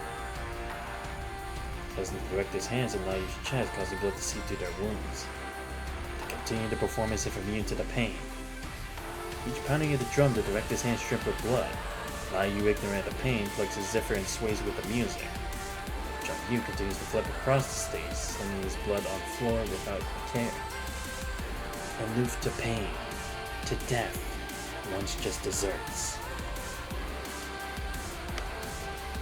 And the crowd is soon begins to settle down as they watch the performance. The Pulau crew uses this time to double their efforts on clearing the city of the invading corrupted. Chong Yu's lyrics resound through the streets. The crowd unconsciously stops pushing and shouting, leaving only the sound of Kowloong's theater performance in the whole area. Another fireball passes over to Kowloong Theater and lands at its gate. Clicker roars and races toward Chong Yu, who is closest to it. Chong Yu seems oblivious to the oncoming attack, continues singing on stage. Corrupted's claws do not tear his flesh, but rather lands like a pebble in the ocean. Chong Yu's right foot slides back. He uses the Corrupted's momentum to pull it forward, dispersing the blow. The Corrupted passes behind him, Chong Yu trips it, it then pins both of its arms behind its back. Following up, he delivers a heavy punch, caving in the Corrupted's head. Tries to throw Chong Yu up, but remains powerless. A picture flashes through its rudimentary electronic brain, that of a person drowning. And like that, Corrupted is unable to free itself from the water's embrace. No matter how hard it tries, it cannot free itself from Chong Yu. Hammers down on the Corrupted below it, rolling his bloody hands. Towards the Corrupted as he delivers blow after blow on its head. Falling with a dull thud, Chong Yu smashes through the mechanical casing of the Corrupted's head, as an electronic brain that holds it high above his head. Blood is Chong Yu's medal in his victory against humanity's enemy. Chong Yu no longer sees the Kowloong Theater under fire, but rather a vast battlefield, that he read about in old war stories. Chong Yu is no longer wounded. Clad in armor, he stands at the top of the battlefield and describes the head of the defeated enemy general, looking proudly at the enemies before him. His dream of becoming a hero, which later became a dream to save the world, appears to be coming true in this turbulent era. Chong Yu no longer cared about saving the world. What matters most is protecting those around him he cherishes most. Else, wherefore would one walk the earth?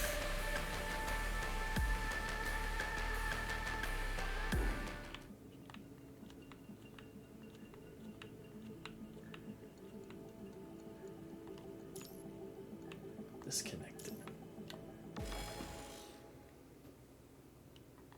Hearing Chong Yu's lyrics, a middle-aged man begins to take action. He slams into Corrupted that passed by a Pulau soldier attempting to charge the crowd. Else wherefore would one walk the earth? Man tries his best to pin the Corrupted down, paying no heed to the Corrupted stabbing him in the chest. Another member of the crowd rushes out. She picks up a rifle from one of the dead Pulau crew and shoves the barrel into Corrupted's mouth, then pulls the trigger.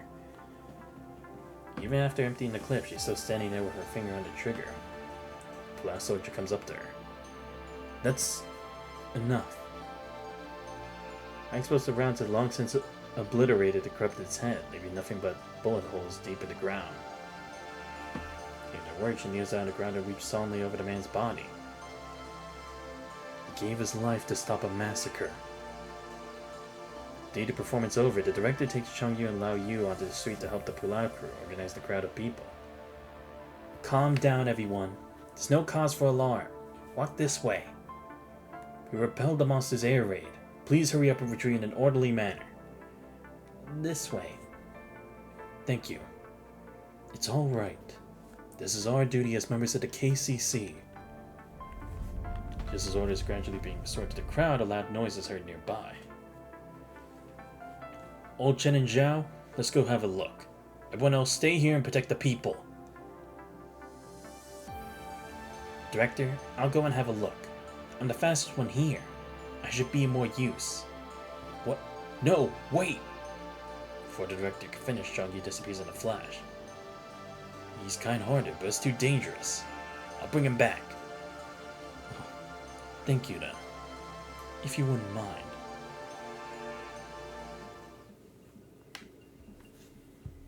Explosions were nearby. Let me search for clues.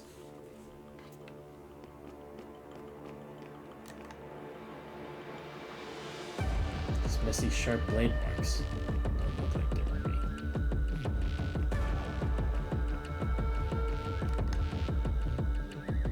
Sacred official feathers scattered around. Oh! Is it the one who he interacted with at the start? The one that let him go? Because that guy had a lot of black feathers too. There's some shell holes. And this place was affected by the airstrike. Over there!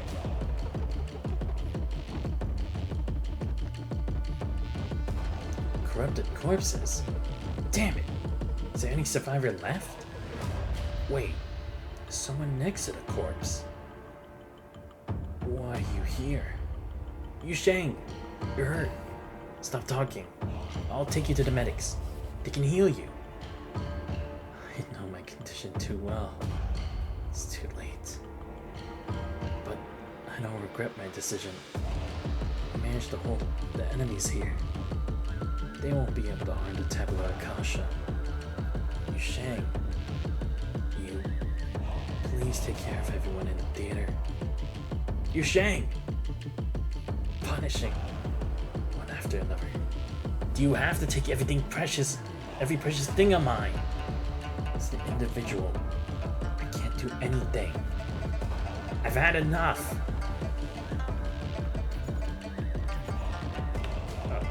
Oh, I see.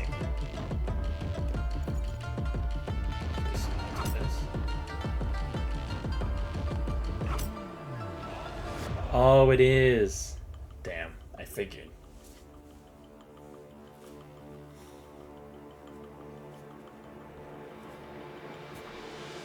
Why do we have to go through all this suffering? Corrupted. I'll never forgive them.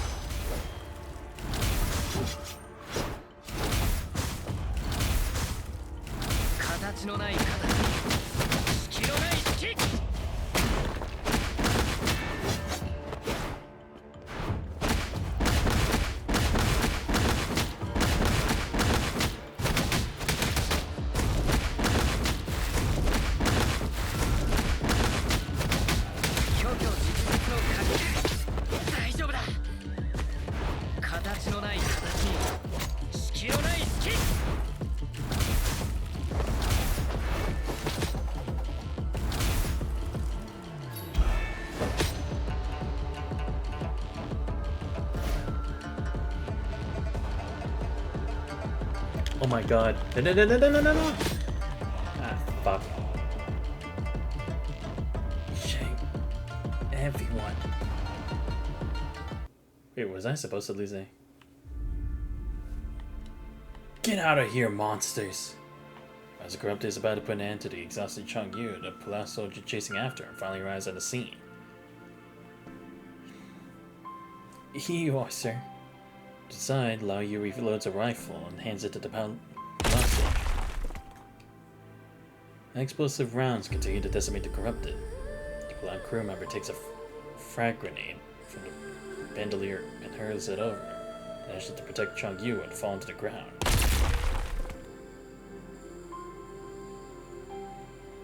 Lao Yu and the director climb up to the top of the high platform to help the police soldier and Chong Yu. I'm fine. Fortunately, I have a protective exoskeleton. Go see the child's alright.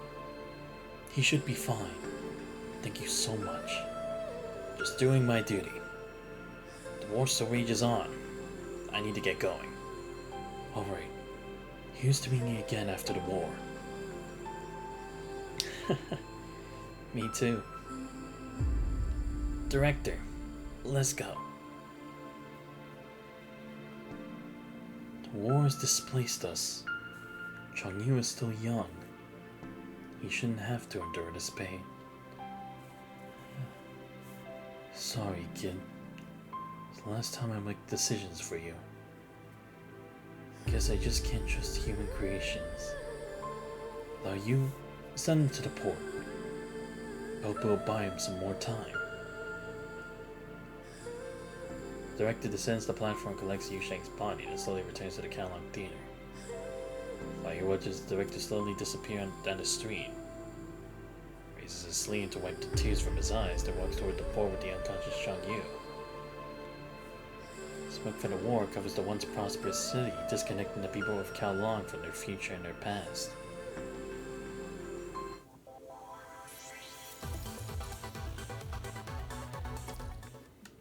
Alright, just making sure I cleared all the way to 7. Yep. Okay, here we go. Let's see.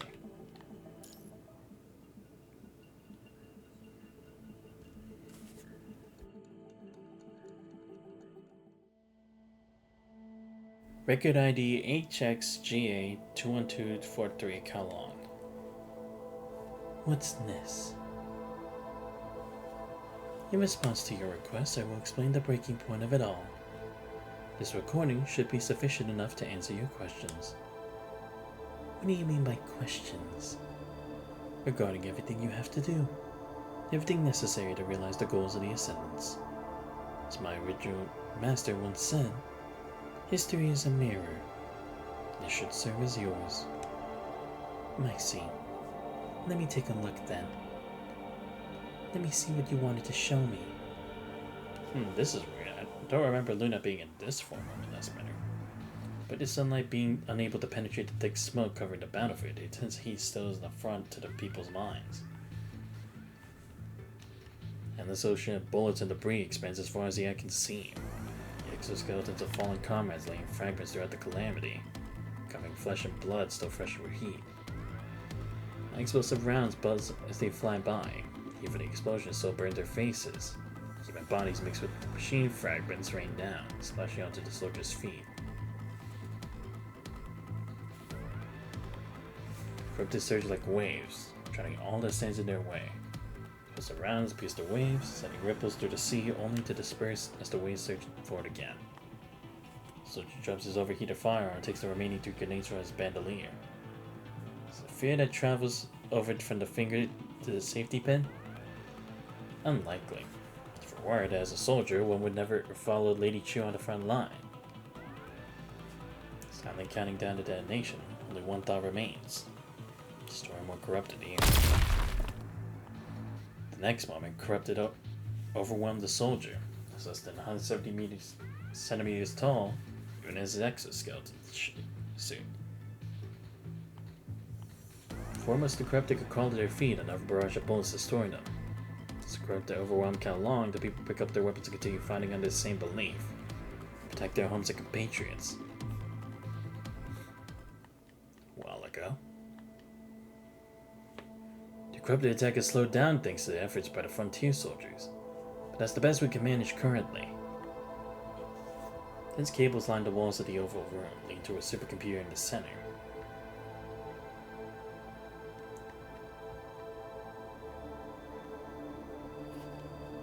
Waju, stays upon the Ever region. Oh, okay. This is a different angle from Chu, or at least the Lady Chu that we know. But then again, I guess it has been a while. Damage from the reactor to human cities throughout the KCC approaches 95%. Defense lines on the perimeter collapse. The corrupted show no signs of stopping and continue to spread throughout the surrounding areas. It appears that the calculations are correct. The ocean alone can't stop them. It's time to begin the operation. I understand your concerns, but the technology should allow everyone to undergo modification. If we get our hands on constructs, we'll have a better chance of winning the war. A gloomy cloud from the mass projection looms over the Fuji crew. To exchange looks in silence. You're right. With the help of you and Villiers, our construct modification technology has long surpassed that of the world government. But it's not enough to be put into use.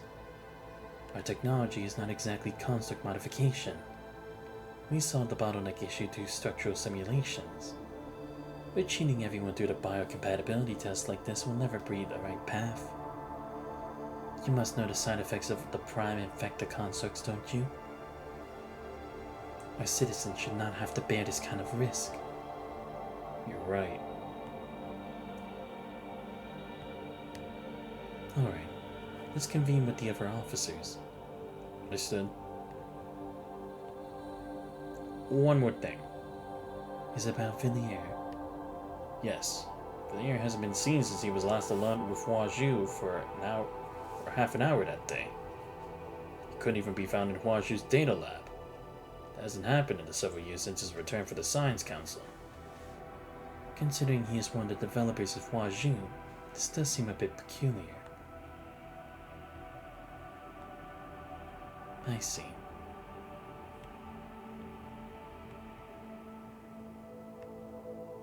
Hua Zhu, how can humanity survive under such conditions? All data has been parsed, but no such method exists. Regardless of the method, humanity will only end in destruction. Earth has already experienced 5 mass extinctions. Humanity is merely just a visitor on this age-old planet. According to the consciousness simulation, you already know the answer to this question before asking me. Why did you ask me? The motion sensor has detected that you have not moved in over 20 seconds. Can we only place our hopes in the future? But people in the present? I don't understand your question. That was rhetorical, Hua Zhu. What if we expand the definition of civilization from humanity to the rest of the Earth? Would you still give me the same response, Hua Zhu? But this conflicts with your original intent. A goal is worthless if it is unattainable at the onset. I want something that can actually be achieved. I've adjusted the input range of parameters to meet your requirements. I want results. Very low probability, but not impossible. Gee, the scope has made certain options possible now. That'll do. Why do you say so? Perhaps. I am beginning to understand my mixed emotions.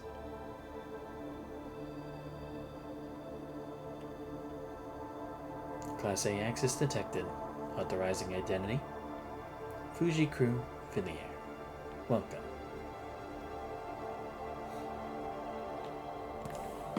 Still as cold as usual here. Shall I increase the temperature?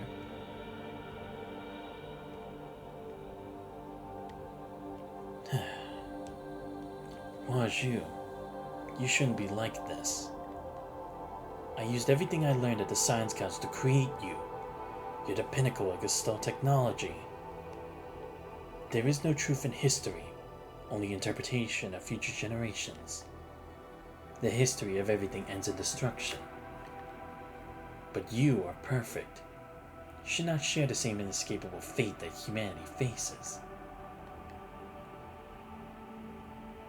Pathetic humans have bound you, but it doesn't matter, because I will bring you freedom. The freedom of both of us. Let's leave this place and create a prosperous dream that only belongs to us. Interesting. Okay, so it was that Lady Chu was also still trying to save humanity, but in the end, after being dependent on Hua Zhu, which again made by the Science Council, couldn't really deny that. Someone tried to mix with Hua Zhu. Okay. The once prosperous KCC is now long gone.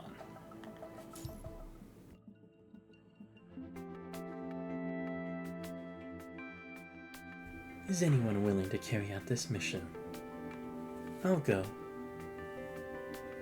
Bai Gui has been busy doing business with Actinet recently.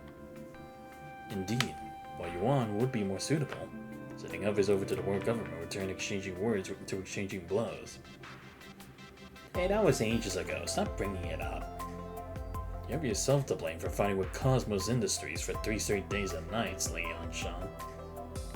Something like that is going down in history. I'd prefer if you call it civilized discussion. We were merely debating over horizontal and vertical urban development. Bai Gui, don't tease Li Yanshan. He might just ignore you when the time comes. As long as we have sufficient funds here at the Chiwen crew, we won't have to worry about Leon Shan's attitude issue. Screw you!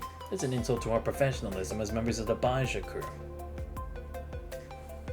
Funds for the next project will be triple. Deal, man. Is it really alright to spend money so wantonly, Baigui? No matter. She'll earn it all back. You say so, Lady Chu.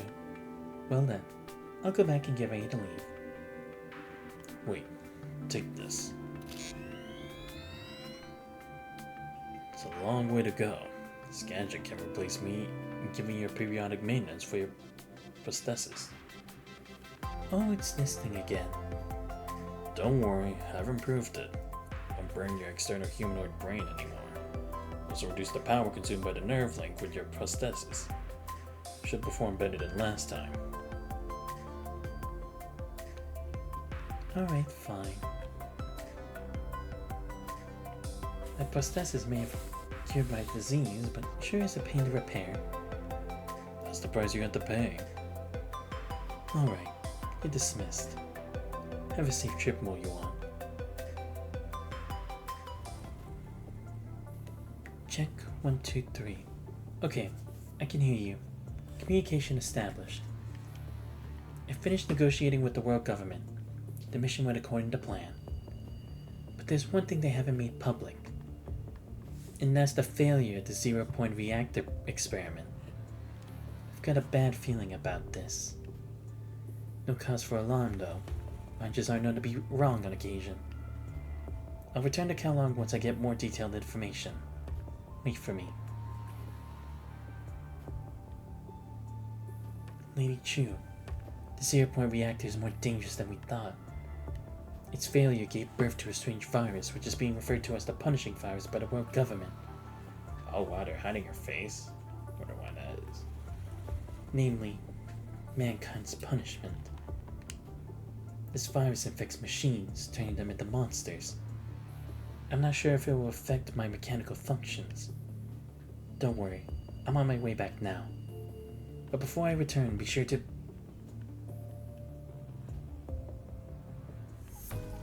Chu awakens from her memory and opens her eyes to 8 officers saying before her. The defense turrets have been installed. Alright. Qiling, transfer 50 people from the Palau crew to replace the Baja crew, and let Zhao Lun lead the team. He's from Shenjiu Street in the outer city, so he should be more familiar with the area. Understood. The virus filter supported by Huaju's computational power has entered the final stage, expected to be completed 3 hours before the corrupted's arrival.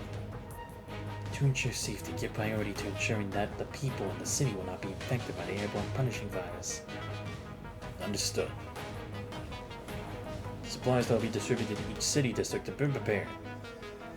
Yanshan, send 20 of the Baja crew from West City District to South City District. The network of old streets from Dingwu to Dingjiu in the South City District needs more manpower. Alright.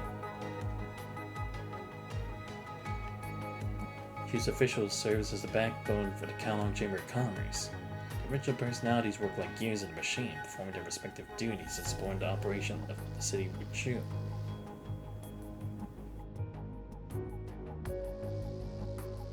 Chu glances at everyone in the conference room and finally stops at an empty seat. Mo Yuan's comms are still offline. Correct. She's been MIA ever since an outbreak occurred at her location. Hearing this, everyone falls silent. I don't know what will happen to Mo Yuan with her modifications and the lack of protection to the outside world. There's no reason to be distraught. Mo Yuan likes going off the grid, then appearing the next day. She's a brash and reckless child. Even Chao Feng crew doesn't bother restraining her. The situation is different.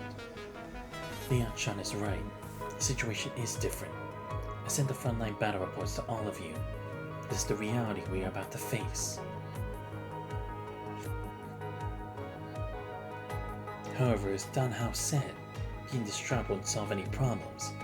As KCC officials from various departments now, we should determine the fate of Kowloong.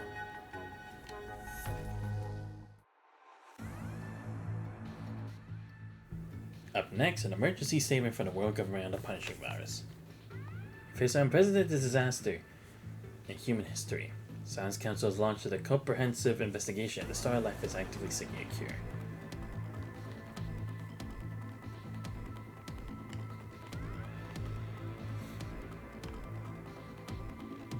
Those who learned of the destruction caused by the corrupted locked themselves in dark and narrow rooms in an attempt to save themselves. Others packed up and fled to board ships and leave Kowloong. The property abandoned by refugees became hotbeds for crime. Thugs plundered abandoned houses of their leftover supplies and used them as gathering points to plan the next robbery. Locked doors and windows for businesses have been pried open by thugs. People no longer communicated with words, only violence. Every member of the Kowloong crew sets out to maintain order in Kowloong. Every day felt so arduous and waiting for the leaders to announce the next step. And so they still had their own mission to complete. The once prosperous KCC is now long gone. A few pedestrians gathered near the broadcast on the street. Pardon me, have you seen my daughter? She's about this tall, black hair tied in pigtails. No, the city's in chaos. I ain't got time for others. But, hey, come here. What do you want from me? Hand over your valuables. Progas, that's all you got in your card? Wait a minute. What's that in your hand? Hand it over, punk ass.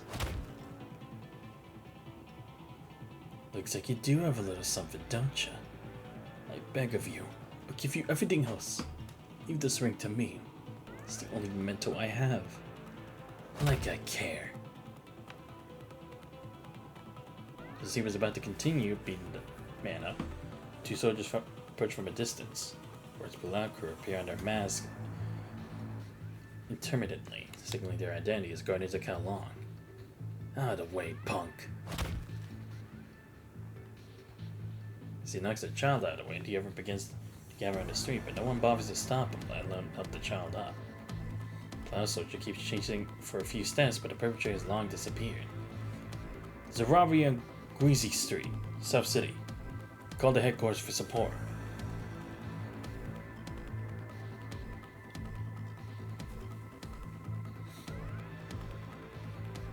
Please give me a detailed description of your child.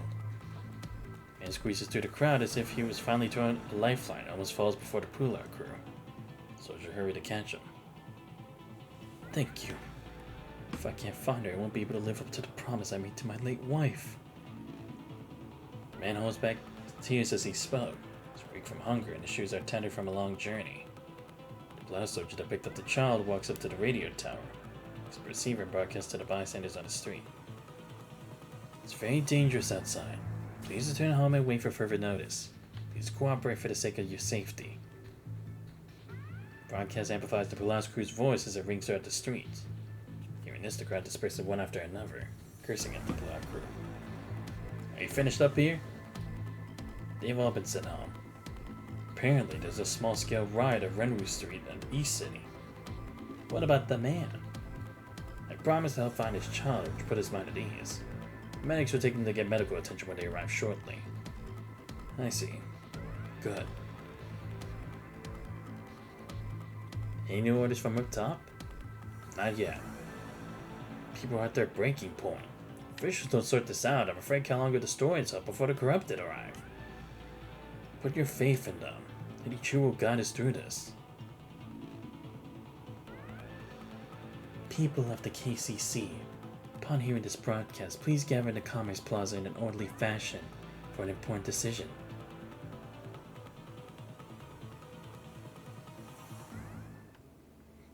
Damn it! I didn't expect that Hang Ji to have this trick up his sleeve. Kalia clenches his lips upon hearing the citywide broadcast calling for citizens to gather in the plaza. There's no time to socially decipher it. Fortunately, I left the backup command during your development. Saying this, his fingers quickly danced to Washi's control panel, causing the supercomputer to rumble violently shortly. Covers the chip and turns to leave through the dark doorway. I'm sorry. I can't bring the original you with me. No matter. I'll make good use of this backup.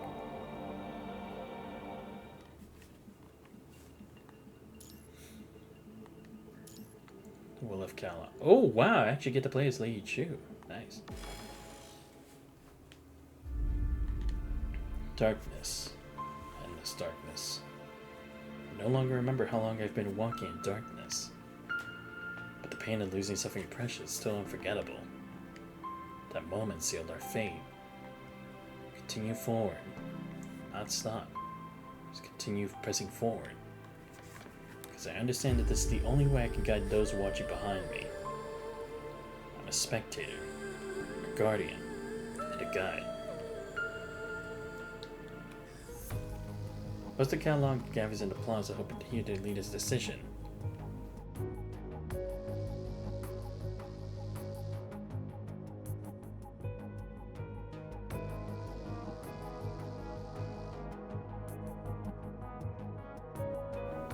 As you can see, the punishing virus is encroaching upon Kowloong. In a few hours, the corrupted will invade our city. What are we going to do? We're done for. All going to die here. Run! Do you really want to present the masses with the truth? They have the right to know the truth, even if it leads to despair. We must create hope out of despair, even if it is woven out of lies. If there is no glimmer of hope in the dark times, all of us will stop here. Taking refuge by boat won't solve any problems. Trying to escape from the start isn't a long-term solution. Therefore, we must stay in this city. Huazhu, the pinnacle of Kowloong's wisdom, has calculated a way for us to survive. Huazhu's computing power enables us to store our consciousness in its database. No matter what happens in the real world, we can achieve immortality in the virtual world. We will witness the rise and fall of countless civilizations. We will exist until the end of the planet's life. According to Huazhu's calculations, the best solution to a world dominated by the punishing virus is Tabula Akasha. However, the implementation of Tabula Akasha takes time. Based on the population, not everyone can complete the backup procedure before the corrupted arrive. That is the inescapable reality of the situation. This is not a cause for alarm. We of Kowloong shall guard the front line to gain time for all citizens that wish to participate. Are you joking? How can humans stand a chance against millions of corrupted?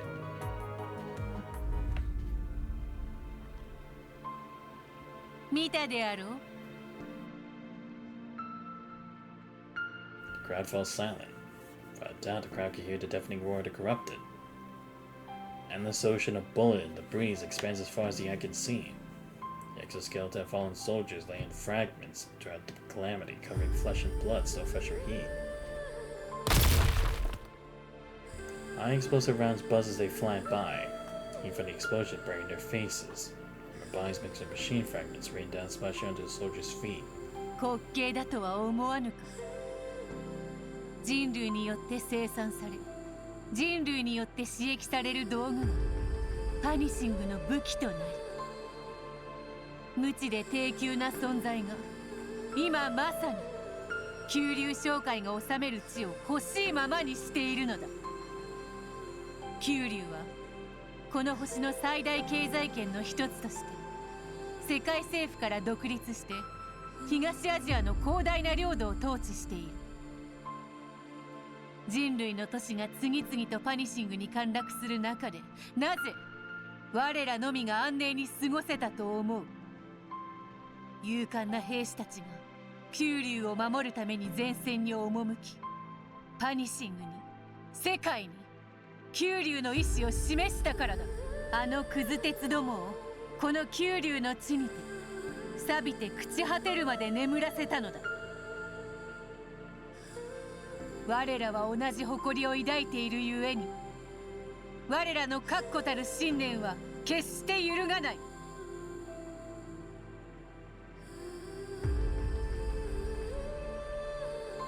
Soldiers in the projection raised their rifles, trudging through the sand kicked up by the heat wave.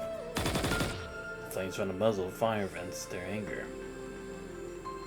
leaving an ocean of steel in the wake of their range. Corrupted surge like waves, drowning all that stand in their way.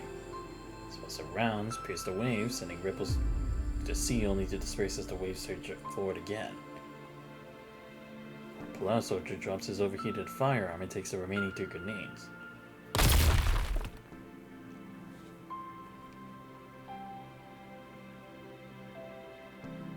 Kowloong soldiers are flooded by the corrupted incessantly. Soldiers pick up their companions' rifles to meet the corrupted's attack. People watch the carnage unfold in the projection, most bowing their heads in silence for the valiant souls. Chu closes his eyes, takes a deep breath, and raises her head to continue addressing the people in the plaza. 過去のすべてが今の九龍を作り上げ、九龍の民は戦争を恐れない。なぜなら戦いで九龍の意志を砕くことはできぬ。遥か昔からこの星のすべての人間は我らの名を知っていた。今お前たちに問う。私たちは何者だ。そう、我らは九龍の民。九龍の意志が我らを信念を共にする共同体たらしめる。九龍の前では河川は恐るるに足らぬ。戦争に犠牲はつきものだ。しかし九龍の民の意識のバックアップが終わるその瞬間までに最後に一人が残ればそれは九龍の勝利である。そして九龍の歴史の中でこれほど美味なる勝利はない。九龍衆は我らの守護者。我らは破壊したすべての侵食体に勝利を刻むだろう。九龍の神聖な土地を犯した侵食体どもは代償を支払うことになる。パニシングは勝てない相手ではないと九龍は証明する。九龍の文明は地球が終わるまで存在し続ける。ここは九龍商会の都市。九龍の民はここで滑稽な機械どもに九龍の意志を示すのだ。九龍商会永遠なれ。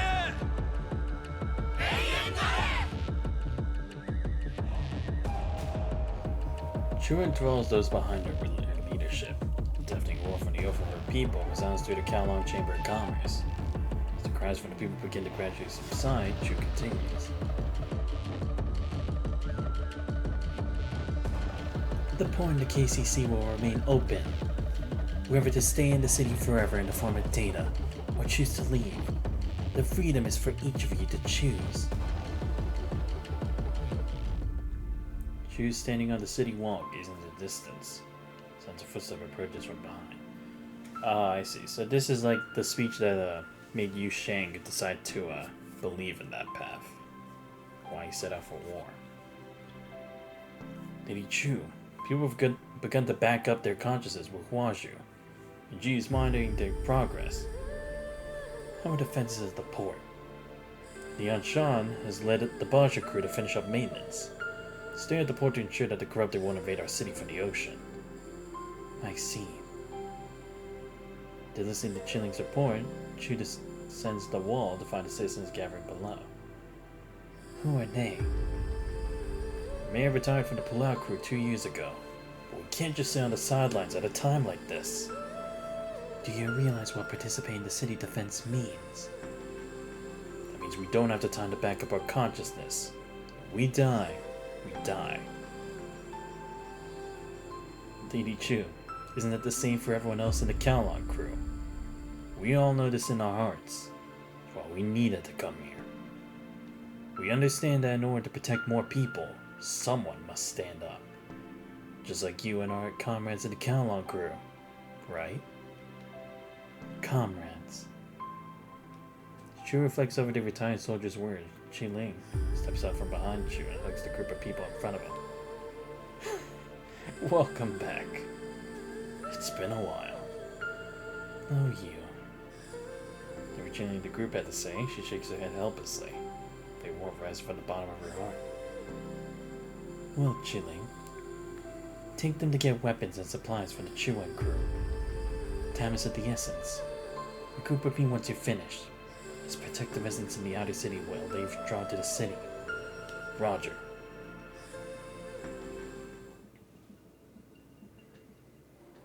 Push forward. I'll open a way. Hold on there. Lady Chu and Kowloong crew are coming for us. Jilin, rescue the residents first. Roger.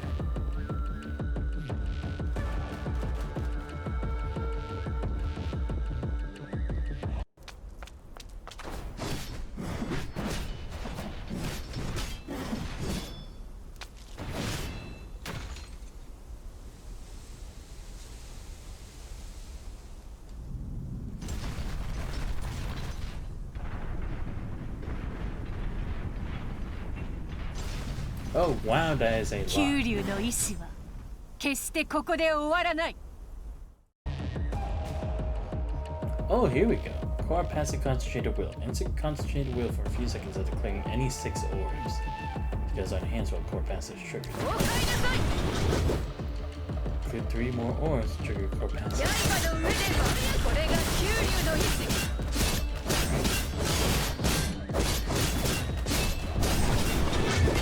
これが九龍の意志。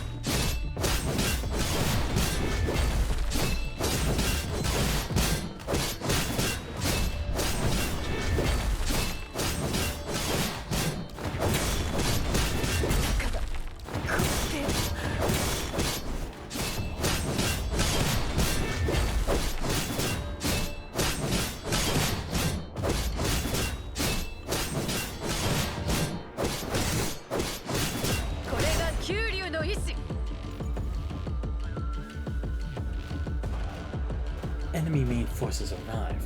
Lady Chu, so corrupted are attacking. Species anti-radar camouflage. All core, focus fire and suppress the enemy. I'll eliminate anyone that crosses the field.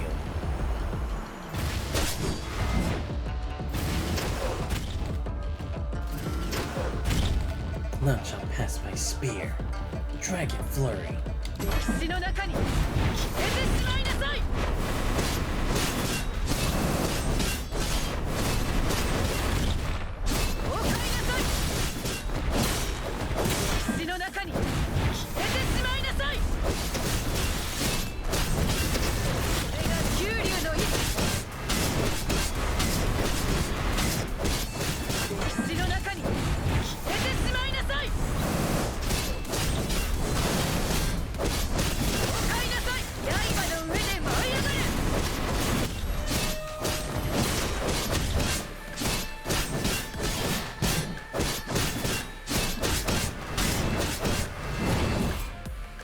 All the residents in the outer city have been evacuated, Lady Chu. Let the outer defense pull back. Move inside the city gate. Watch out!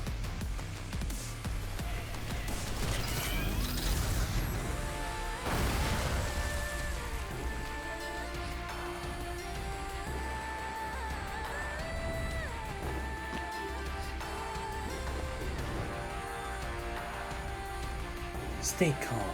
Keep firing. Maintain your defense. Understood.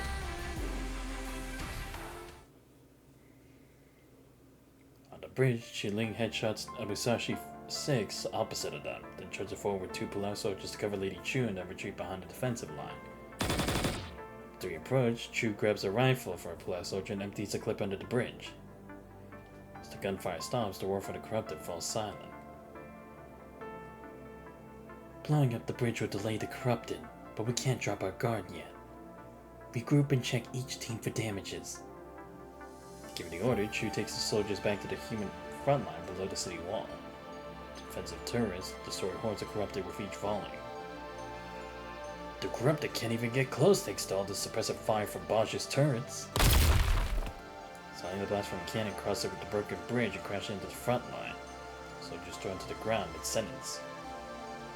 Sounds can be seen coming from Musashi 6 that had stopped working, despite still being in the firing position with its upper body left. Laying on the ground, the shell-shocked soldier opens his mouth in surprise to see that he's still alive despite being near the impact point. For warm blood falls from the soldier's cheek, except to see Qinling had protected him just now. However, Qinling's left arm is badly burned by the explosion. From behind, Chu rushes over. Medic, Qinling needs medical attention. I'm fine.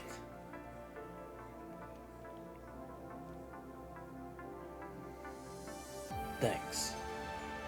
He's backing past the soldier on the shoulder. Don't lower your guard on the battlefield. Go! I'm not dying so easily yet. On it! The young soldier returns to the defensive line. Qinling looks back at Chu. Enough, Qinling. It's okay. Just a flesh wound. I don't want to retreat from the front line like this. Takes out his tactical knife from his belt and begins to quickly cut off the charred portion of his left arm.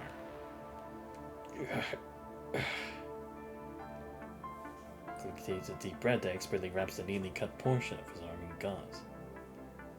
Don't worry, Lady Chu. You're just getting away. You haven't changed a bit. Returning to formation.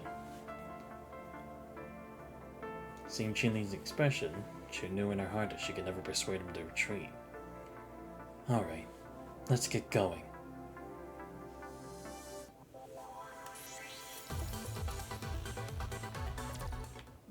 Wow, well, that's something, isn't it? Like, this definitely seems different from the Lady Chu that we knew, because all she cared about was Hua Zhu. It's like this one actually cared about humanity. I wonder what drove her to the edge. I guess maybe the passage of time? Possibly? Like, for all that was going on, how little of Kowloong was left for her to, like, control? I guess see.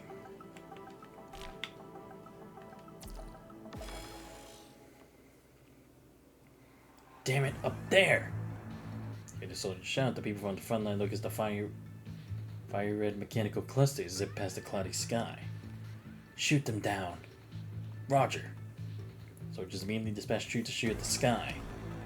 Chao Feng crew, report the casualty count in the city. The anti-air artillery intercepts most of the airstrikes, but a small number of the corrupted still manage to slip into the city. The guerrilla forces of the Palau crew exchange fire with the advancing corrupted. It's the Beyond crew. Some defense turrets were destroyed during the airstrikes. Requesting backup. Repeat, requesting backup. As the defensive barrage faltered, the corrupted on the other side of the bridge advanced. Jump off the broken bridge, or crumble into pieces from the fall, slowly pile into a path made of mechanical remains. Defensive line, retreat. Take back the defense turrets. Understood.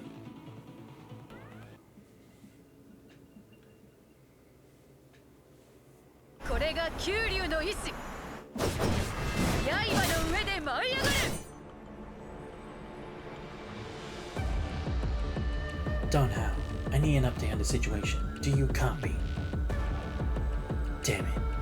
I must take turn to fall back. Ensure the defense facility is functioning properly. Roger.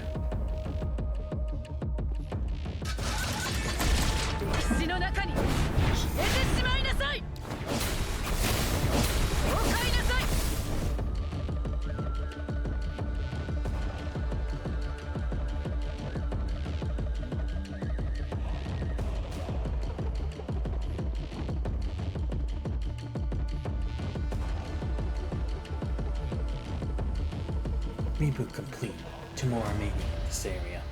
Qinling, take the 1st and 3rd Army to the East City District. I'll lead the defense facility there to you. Got it. I want the 5th Army to stay right here and hold your ground. Everyone else, follow me. Understood.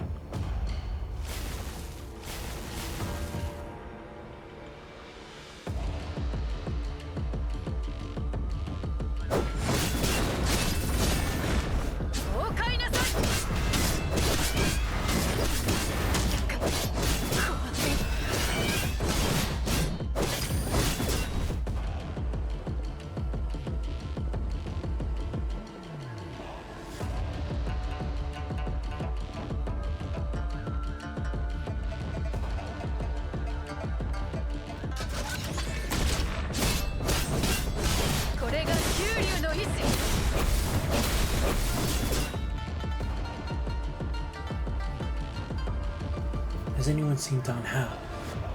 No, not here. Second Army search for the wounded, and cover for the Fifth Army.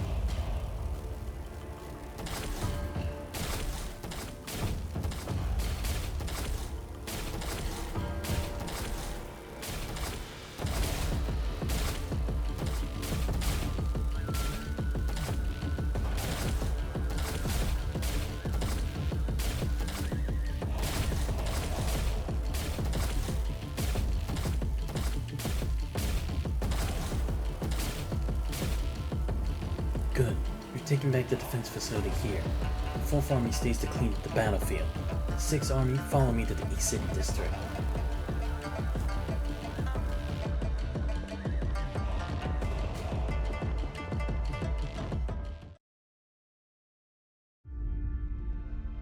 Kowloong feels like the distance from the city gate to the East City District were opposite ends of the world. Every step seems to require every ounce of his remaining strength.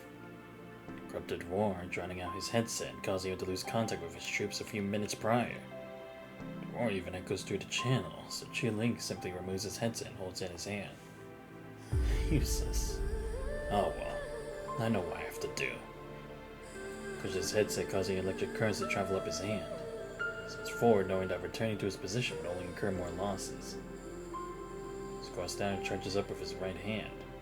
Says his target, then punch. Jing's fist caves in the Corrupted's head in front of him. Puts his arm in his attempt to attack, but a quick melee with the butt of his gun destroys its visual module. 524 Corrupted down. Just 10 more meters to go. The sound of explosion comes from behind again. Even Corrupted falls at Kowloong's feet. As for the sound, I never allow a soldier just detonate a grenade on themselves. He cannot stop. He has to take advantage of the gap that his companions had won for him. Kowloong charges forward. Knocks Corrupted to the ground and tramples it. Brass bullet casings scatter on the Corrupted's body. Kowloong swings his weapon forcefully and quickly reloads. Looks at the wave of Corrupted surging toward him. After reloading, he points the gun downward and fires, killing the Corrupted below him. 525. The long standard rifle has strong firepower.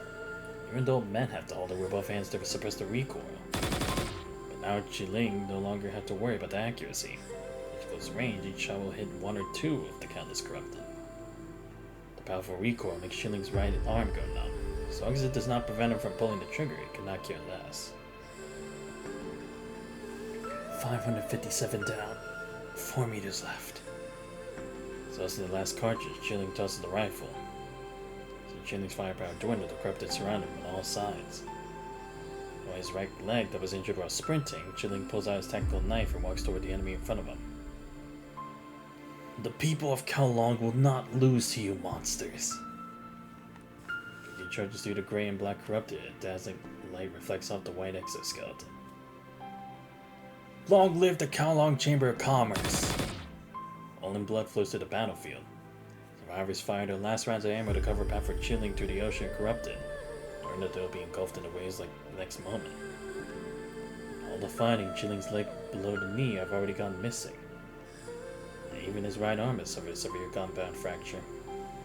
Get out of my way! The glade passes behind Kowloong and sends the Corrupted flying. 4th Division, follow me to cover the 1st Division. True shout, the division shoots the Corrupted in front of Kowloong with unrestrained malice. The rage Corrupted no longer focus on him. Instead, they turn to block Chu and the division with their attacks. Darn it! Francis and Glaive, slicing and dicing her way through the corrupted to stand in their way. However, even with the firepower of the 4th Division, they make little progress advancing against the massive horde. Lady Chu. Lady Chu's voice behind him. Chi-Ling props his tattered body with what remains of his right arm and crosses over the defense turret. Finally, Chi-Ling reaches the turret. Slowly propping himself up, he detaches the transmission cable on his exoskeleton and connects it to the turret.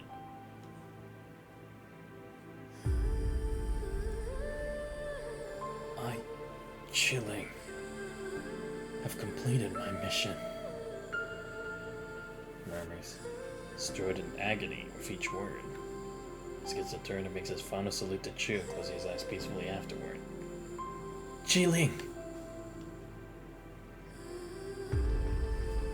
I, officer of the Pulau crew, will hereby be your second in command. Lady Chu, what brings you here? These recruits still haven't been approved for review yet. Not too strict. Let the rookies complain. This training will improve their chances of survival on the battlefield.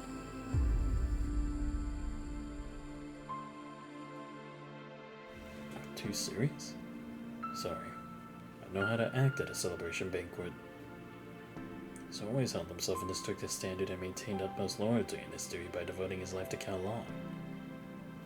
Chu knows.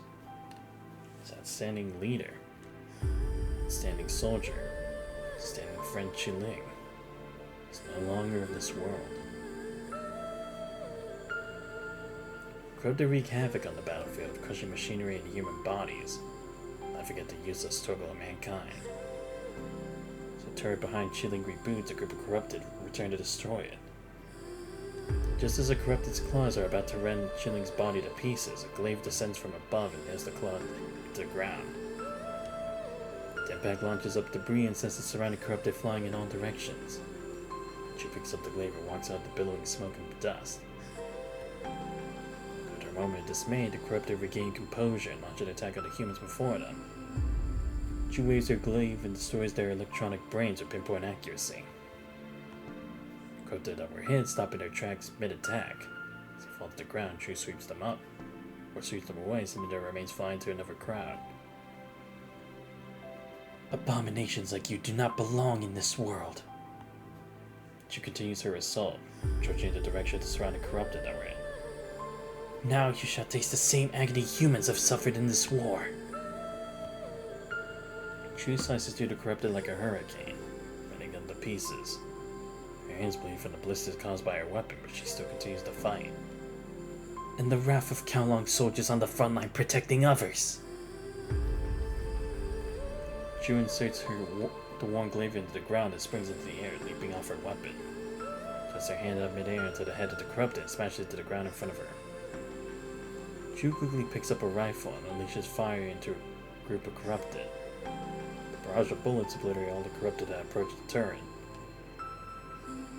Even in the face of death, we should leave evidence of our own life and face death with a smile. This is the beauty that only humans have. But for scrap metal like you, your existence has been, and always will be meaningless. Death is Kowloong's greatest kindness to you. Chu puts down her rifle and walks on the defense turret with explosions on her back. The efforts of Chu and the 6th Division, the Issei district is finally cleared of corrupted. The Plow soldier walks up to Chu and hands her a KCC flag. Rest in peace. Defense turret fires round after round as Chu stands beneath the city wall and looks out the battlefield. Lady Chu, there's no sign of Dan Hao. I see. It's not the time to mourn. The sacrifice of our companions enabled us to recapture all our defense turrets. Send orders to regroup all divisions and regiments. Consolidate supplies to ensure the integrity of our formation. Roger.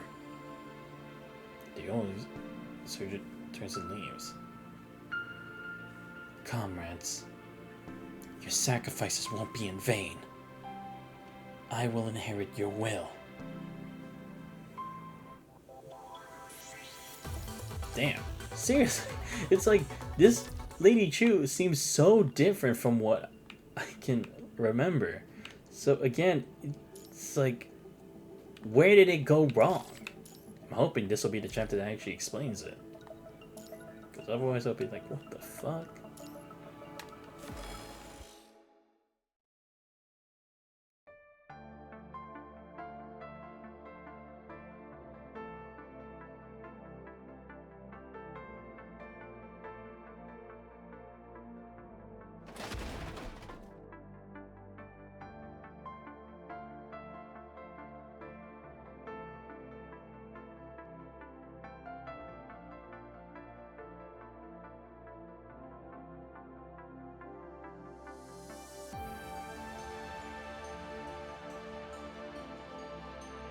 Lead this area to us, Lady Chu. Hurry! Go see what's going on. On my way. Handing over command, Chu rushes over to the closest Palau soldier that fell.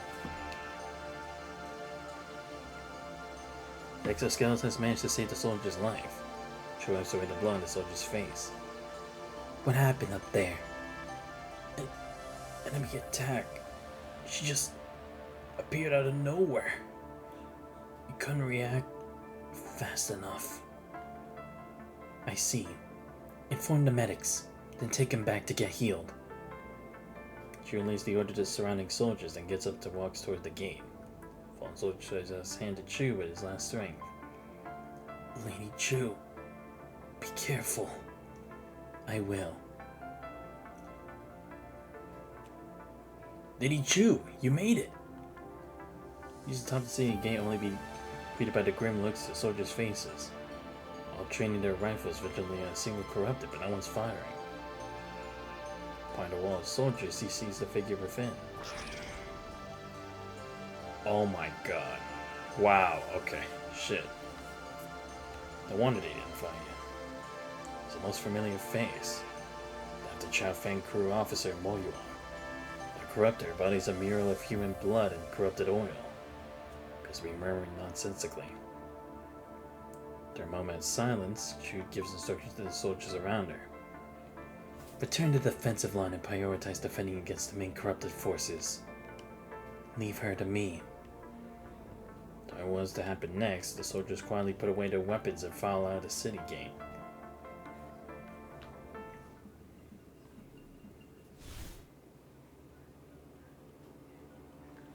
What do you want? I didn't expect us to be reunited like this. Go home.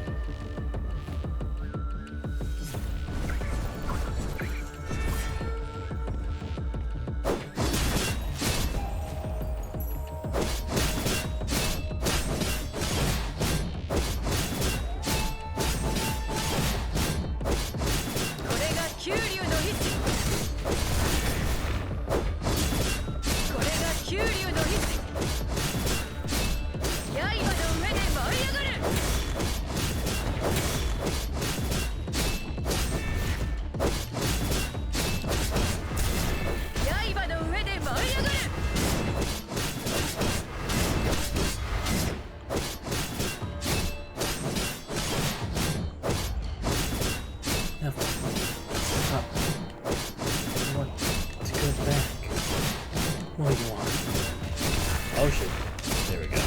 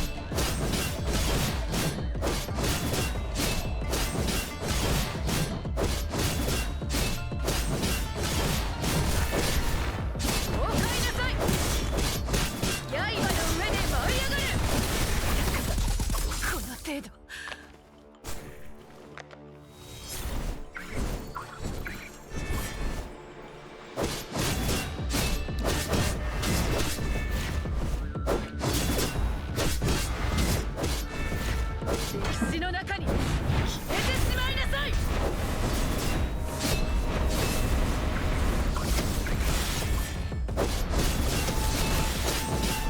おかえなさい。これが九竜の意志。おかえなさい。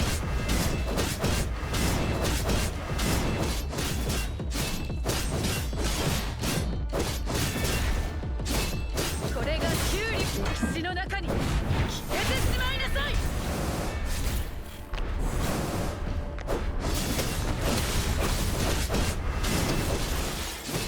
おかえなさい。刃の上で舞い上がれ。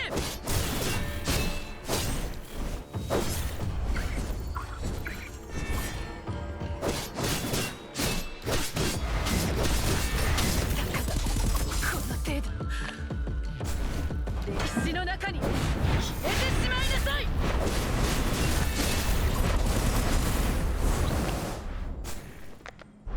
おかえなさい。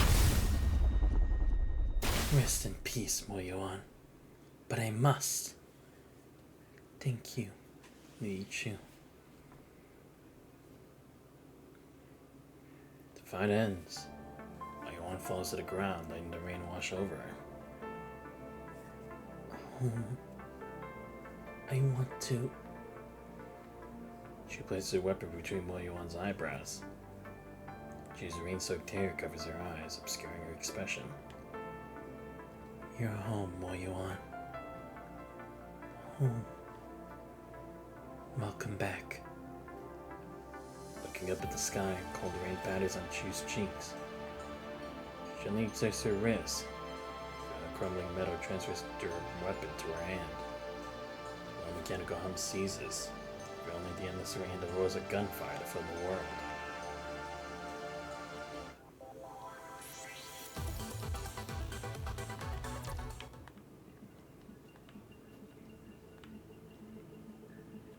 Alright, that's the end of this part.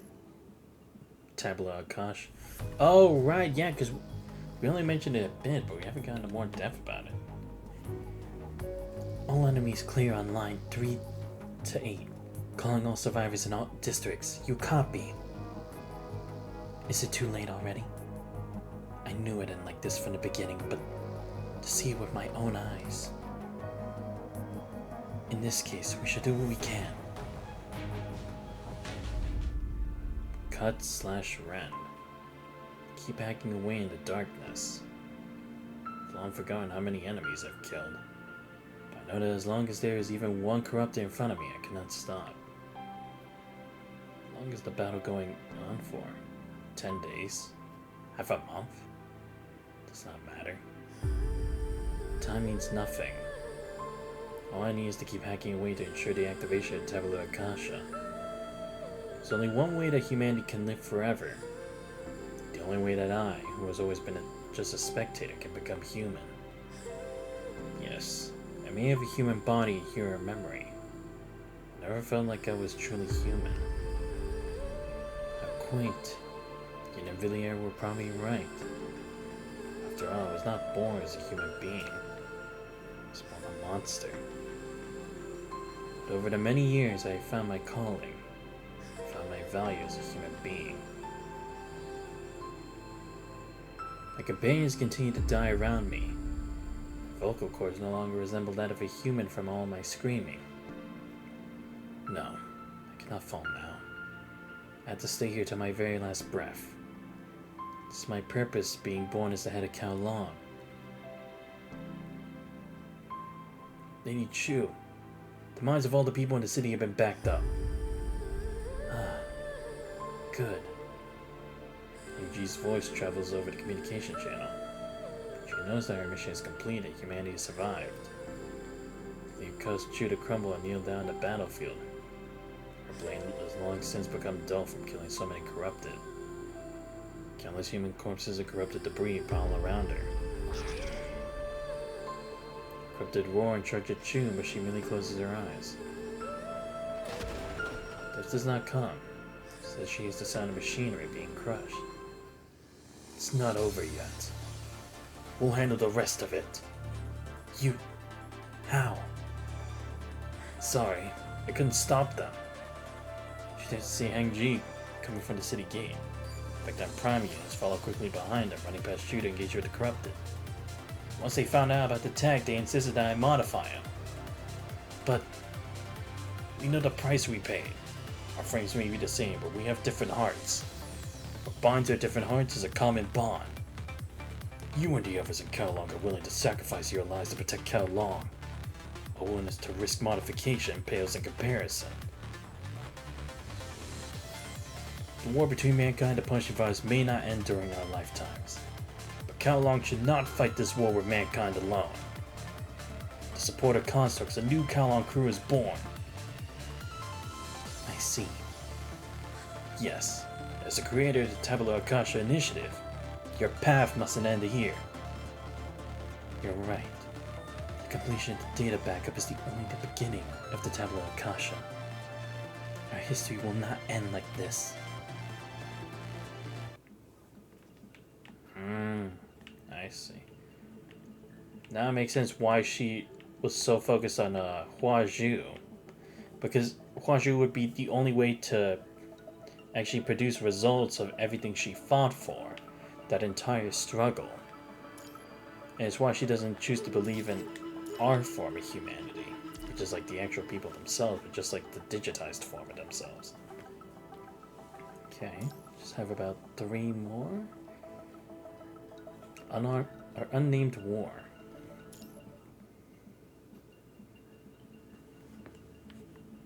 Well, at least I should be able to finish this by the end of tonight. Power supply initiating self-test. Scanning active partitions, loading program. For the moment, the HNB-1 finds itself unable to analyze the current situation. As until a heavy blow bunks it on the head. Bonk causes the visual module flickers weakly. And the viewfinder screen resumes operation after going dark briefly. Appearing the visual HNB-1's visual field is the Tai unit. Hit the upside down.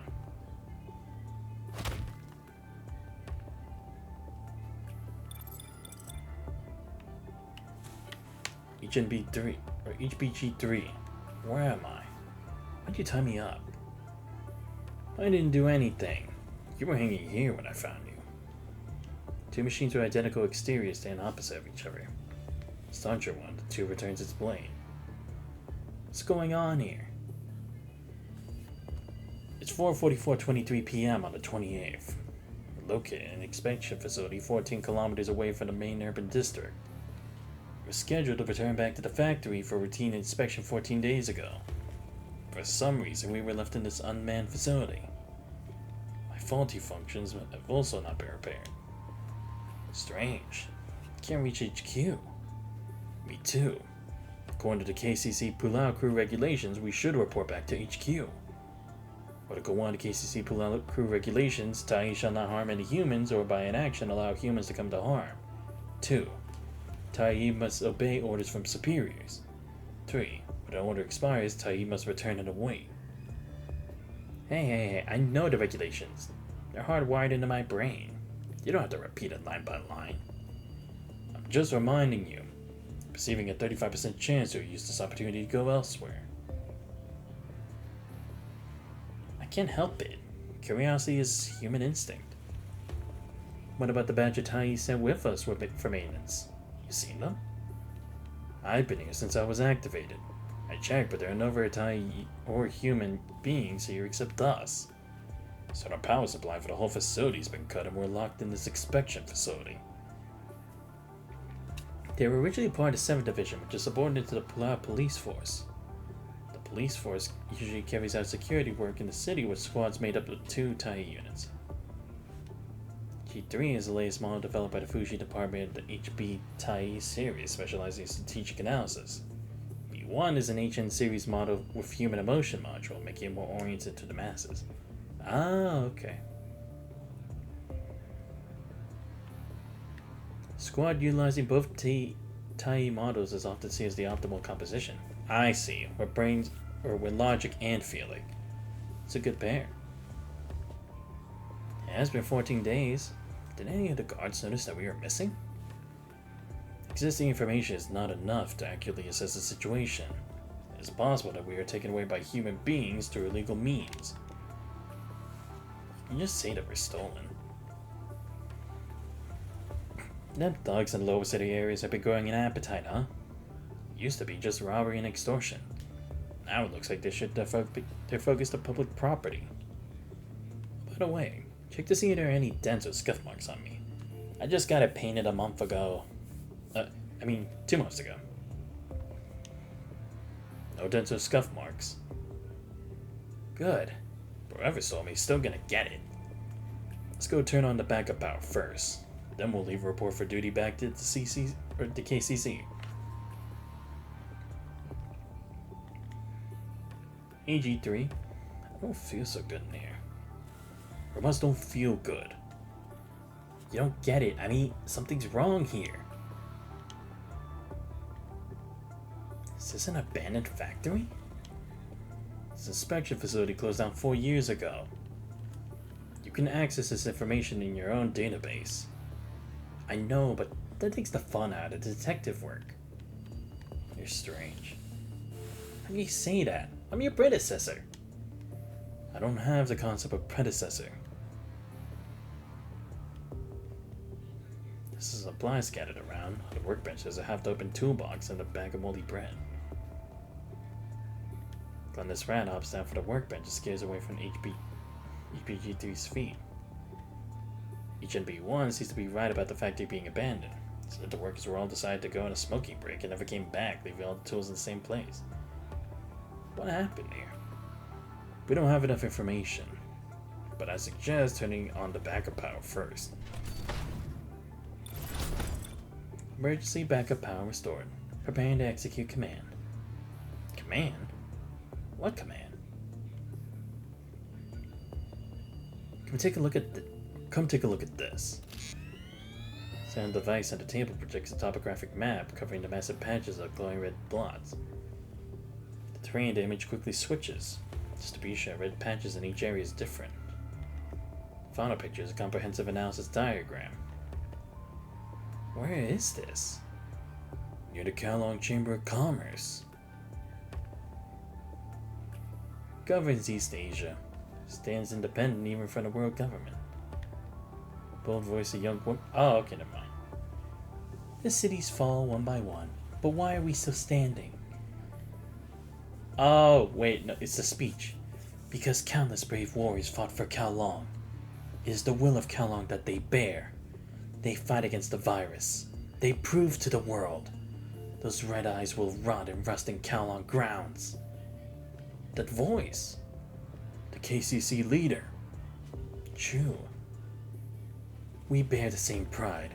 We hold the same beliefs. Kowloong is a crystal, nucleated from history. Kowloongers do not fear war, because war cannot break the will of Kowloong. What's she talking about? Is there a war? If my receiver isn't broken, yes. War is always fraught with sacrifices, as long as one last Kowloonger stands, until the moment that we all back up our minds, then victory will be ours. And from then on, there will be no sweeter victory than this in the annals of Kowloong. The Kowloong crew is the protector of the KCC. Every corrupted we destroy is another step toward our victory. They will pay for setting foot on the sanctum that is Kowloong. We will prove here that the virus can be defeated. Kowloong will live on until the end of the world. This is a KCC city. Kowloongers, let us show those pathetic machines.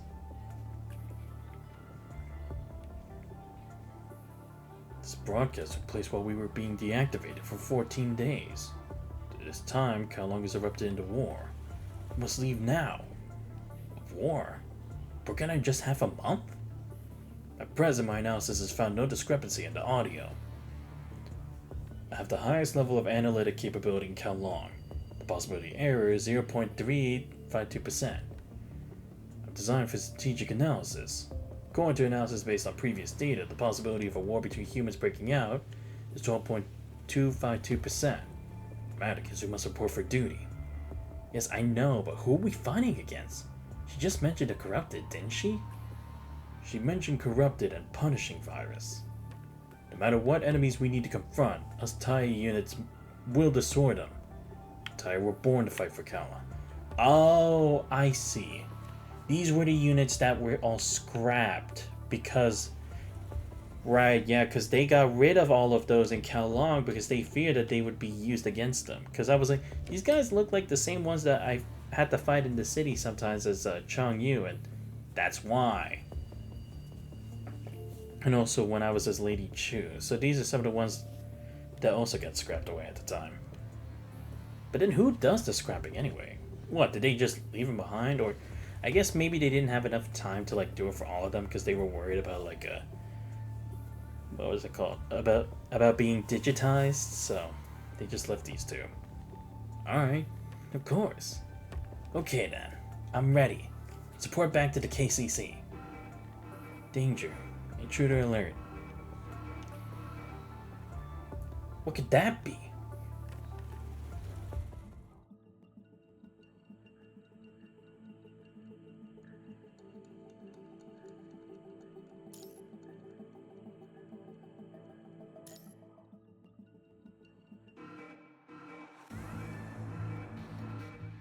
Then the passage glows red for the alarm.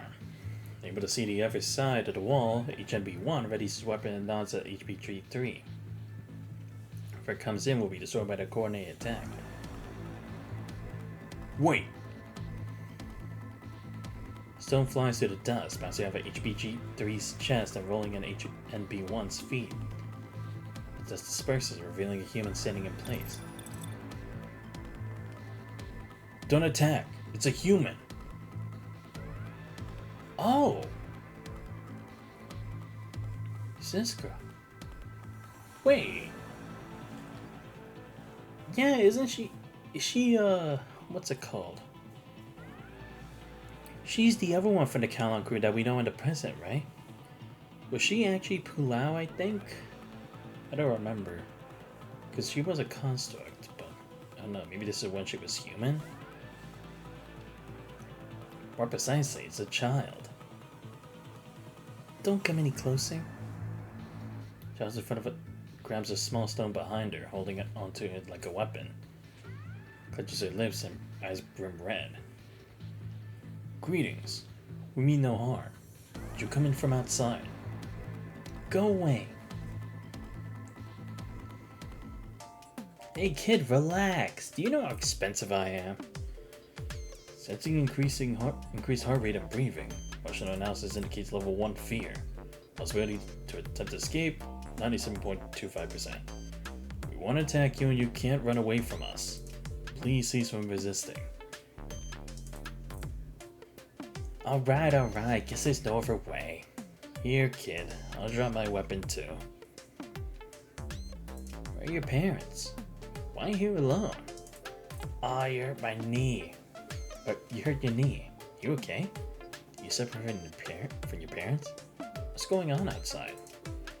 HNB1, can you please turn off your human emotion module? It's interfering with my analysis. You don't bandage your wound, it'll get infected. Look. Hey, wait! As the TIE units are talking to each other, the girl uses the opportunity to slip between them like the alerted deer. Please halt. Hey, now you're kicking me. I'm expensive. You're safe now, human child. We've rescued you. Is this also the child that that old man was talking about? Because he said he had a child with 2 pigtails. There's something about like having to protect her for the sake of his late wife. Let's see. Sand in your wound. Looks serious. There's an 82% chance of scarring. Hostility against you is increased. Thanks for the explanation. I'm pretty sure she's trying to punch you in the face, not me. I don't care about... Ow. Don't move. We need to sterilize the wound or it'll get infected. To my analysis of past human habits and behaviors, a non-therapeutic act of blowing on a painful wound can achieve psychological comfort. I mean, it's not like you can blow air. I have a ventilation system installed on my back. Wanna give it a try? It shouldn't be one. There's a 35% chance that the human will be dragged inside your ventilation system if you were to use it. I'm just messing with her. I don't want to hold grudges against some little girl. Alright, done. Here's a pretty bow tied up and you're good to go. It's a little weird, but you don't have the virus. Thank you, I guess. By virus, do you mean the effects of the punishing virus? May I ask, what is that? Daddy said the punishing virus will hurt people and make robots sick. Robots? Sick robots will attack humans. There were too many sick robots, so people had to fight them. We were supposed to drive to a safe place. It said a big boat would take us away, but our car was stopped, so told me to run first so he would pick me up. Told me to stay away from mechanoids and keep running to stay alive. So I ran the other way. Ran for a long, long time.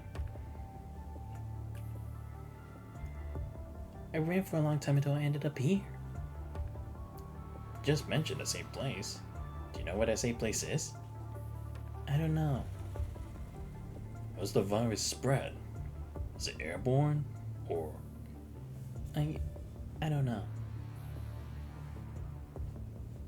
They were planning on evacuating by boat in the main city areas at war. General range can be calculated by combining her path and the location of the city's port. Our top priority now is to send the human child to a safe point. You're not reporting back for duty? We're Tai. Our top priority is to ensure human safety. We don't know anything about the virus. It caused machines to go haywire. But hey, we're still functioning normally.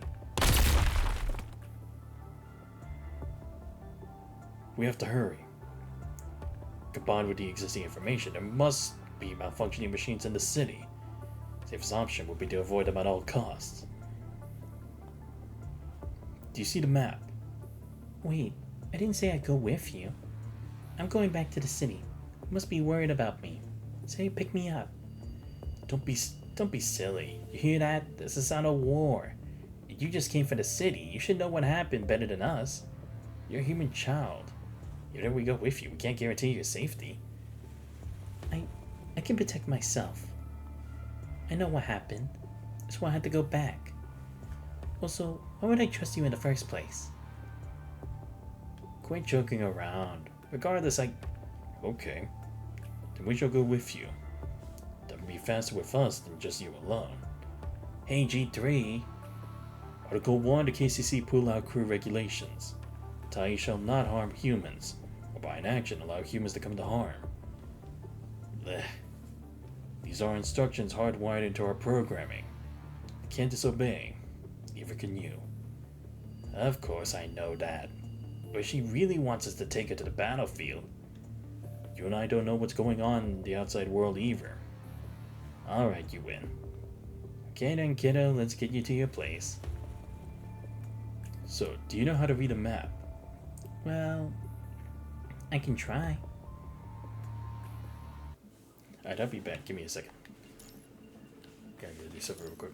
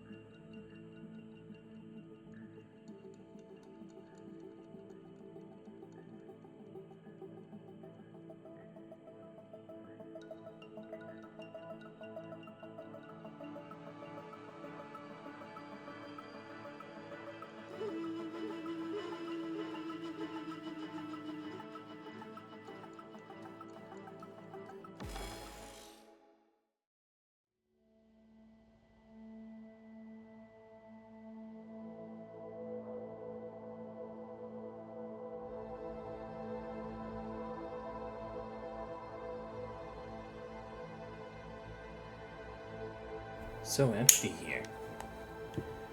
All the large machineries are removed. Look over there.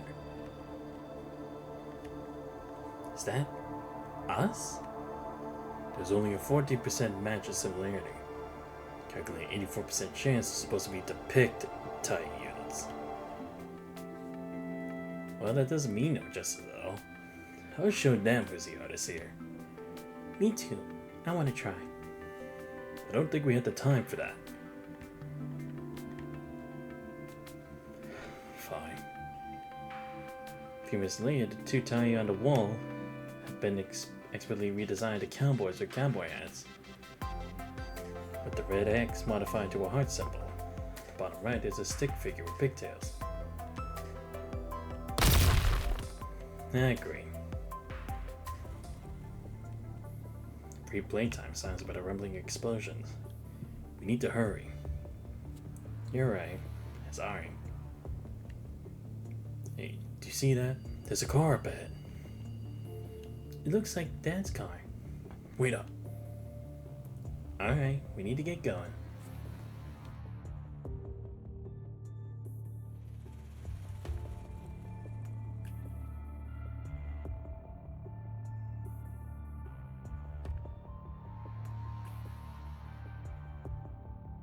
Several fires are raging in the distant city, with plumes of smoke rising and radiating red from the flames.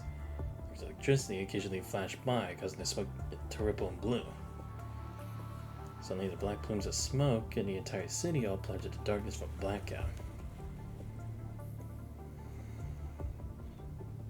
In forever, they stop as the army's defensive line appears before them. It's like a battle was fought here. Should we just go to the evacuation point from here? There's no need to tell her the truth. Honesty with emotional animals isn't the best option, nor is it the safest form of communication. Based on our current info, entering the war zone depicts an 89% mortality rate, for our father survived being at 3%. Most importantly, I've already obtained the coordinates for the evacuation point. Alright, so that gives our only chance. So bye-bye to this fella. What a pity. I like the music in the car. The owner must have been a man of good taste. Wake her up. She's already slept for several hours. Must have been exhausted. Stop the car. I'll take her out. Are we there yet? The road is blocked up ahead. I have to walk from here.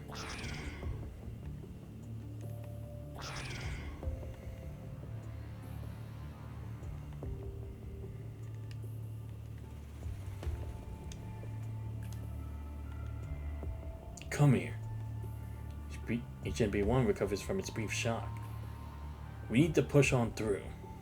That thing. That's... Grown-ups call them corrupted. They're the ones attacking people. Let's quickly get through this place before more of those things appear. I'll go first. You take her and follow me. They see us, we're finished. I know.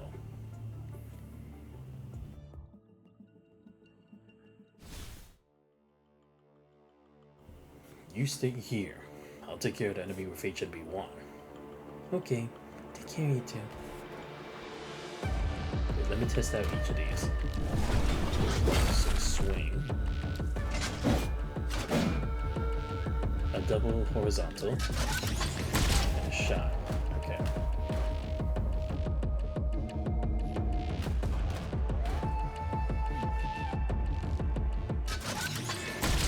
Kowloong human arm.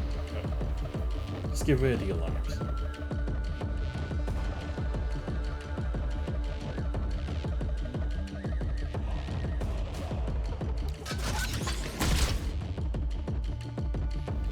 Ah no, the alarm is triggered. The corrupt are coming. Prepare for battle.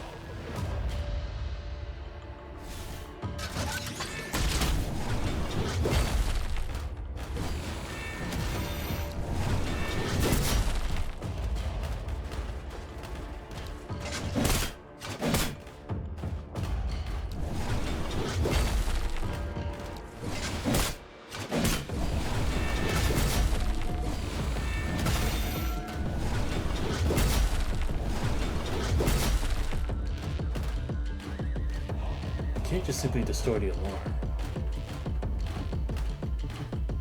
Oh boy, that's a lot. I did a scan. The control room is located in the low level below.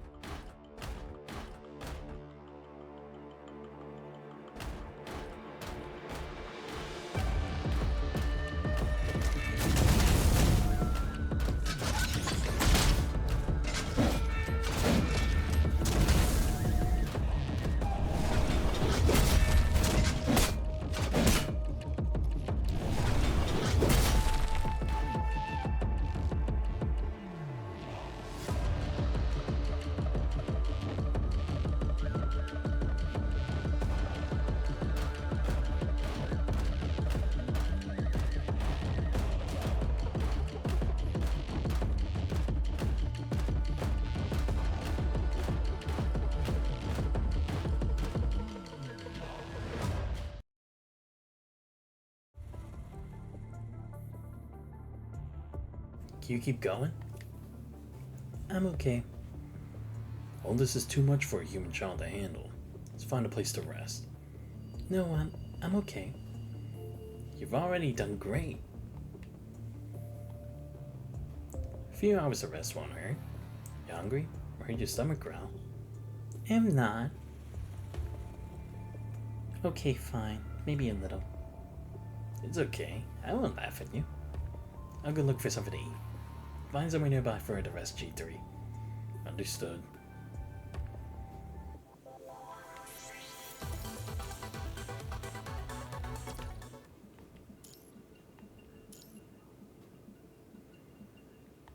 Somewhere far away through the cold darkness, through the smoke and war, our city burns in the flames of war. In my database simulation, I can feel the city bleeding. I see blown up bodies lying in the ruins of their homes. I see flags trembling in the hands of survivors. Souls of the dead. Souls of the dying. Souls of the living. Is it just an emotion simulation? Or is there an error in my programming? Mr. Robot, I don't know what to call you. Anyway, what are you doing here? Keeping you safe through the night. Oh, well, just call me HNV1. Just like how HBG3 calls me. It's not a name, it's just a number. Do you have any other names you call each other? You mean B1 or G3? It's a name we call different tiny units. Sometimes our bosses call us by nicknames to tell us apart, but that new hunk of steel doesn't like calling me that. Are you friends? Well, that's a pretty tough question. I don't know if we count as friends, we're just partners. Not sure if he likes me that much though, but I guess we're for a robot to have likes and dislikes. Just obey orders. But I think he actually cares about you. Really? Send you over here? I thought there's just nothing but data in that brain of his.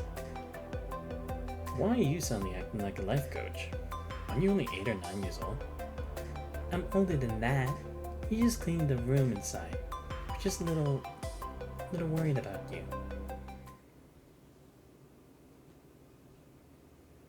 Something wrong with me? You don't seem to be yourself. You feel different from daytime. Why is that? Why is that? Top priority for TIE units is to ensure human safety. So always had a special affinity towards humans, whether it be imitating humans on TV or doing silly things to provide laughter. Never understood why he did so. He just knew it would make others look happy. People would surround him and focus on him. Never understood why this behavior makes humans happy. And now, the first time he seems to be feeling an emotion that's exclusive to humans. He feels... Are you scared? Robots can't be scared. Is this feeling fear? See, one of his own turned into a bloodthirsty monster. See what the humans, the one who trusted and relied on him, did. Suddenly feels afraid. Afraid to the point of wanting to run away. Is the feeling of present command or system error? Couldn't tell.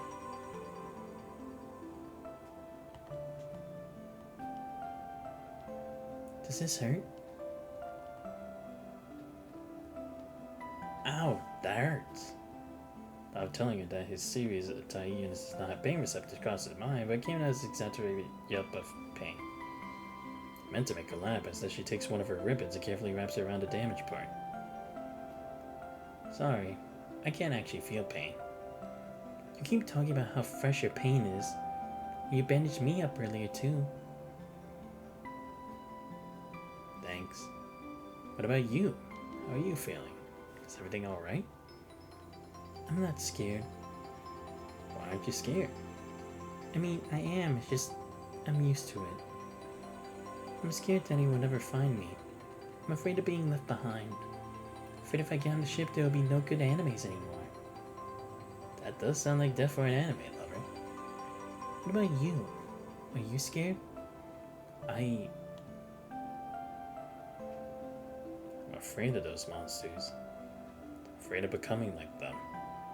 I'm afraid of losing control and killing those around me. Did you forget what I said? Robots can't get scared. That's nice. I also want to be brave. My dad always tells me to be brave. He also said I would learn to swim, he'll buy me another doll. I almost can swim now. Did your father buy you this? Yep. Cute, huh? Cute? What are you talking about? Nothing. Alright, let's go in. You need to rest up. Okay. Clean the room a bit. Lock the door. We'll stay on guard outside. Something's wrong. You think we run away by yourself? Just like your father said, stay away from mechanoids. Keep running and stay alive. If we all make it out okay, can I give you new names? Alright. It's a deal. Deal. Okay. Good night. Good night. She's gone. While she's sleeping, we need to gather supplies from nearby for when we leave. Also, HNB1, something I need you to confirm.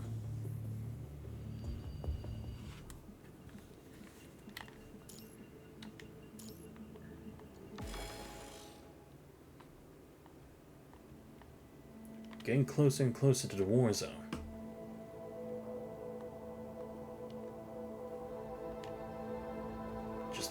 Just up ahead and we're there. Tell me you have a backup plan. The backup plan is, get behind me.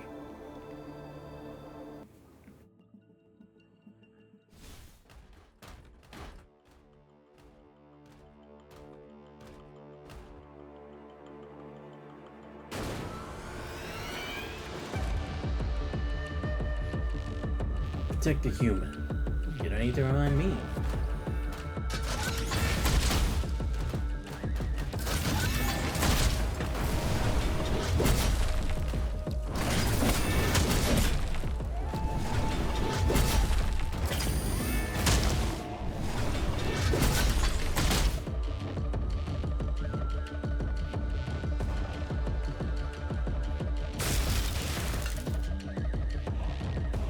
HNB1, you've been infected.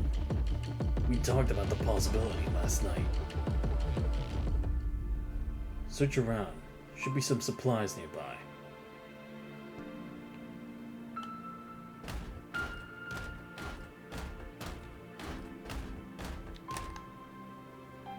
What did you want to say just now? I saw multiple terminated mechanoids and androids in the underground tunnel while you went searching for food. Mechanoids are the main enemy of this war. There's no way humans would just sit and watch us getting infected.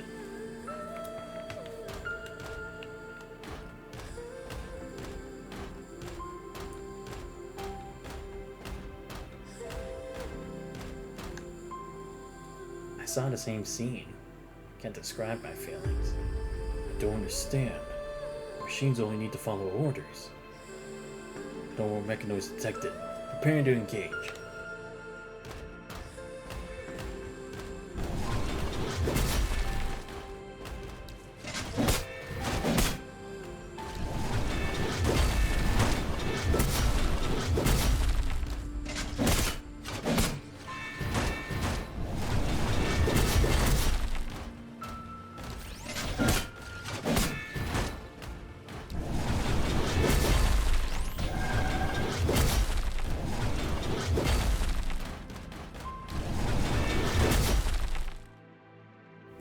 They just keep coming. What were you saying? I have a request.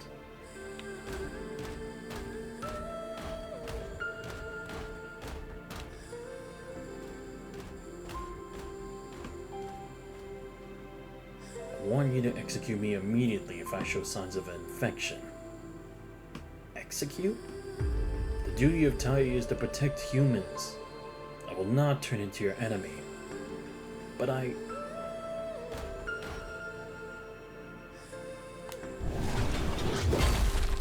Thanks. I'd like to think that I make the decision myself.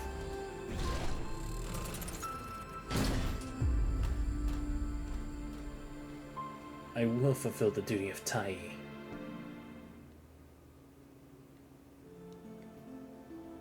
When I went out to look for food, I went to a food processing plant. There's something off about the factory. It's empty, but it's still operating. Climbed over a noise barrier and entered the factory. Noise from the machines were deafening. Countless Tai and Guardians were hanging on the production line, moving along a huge machine.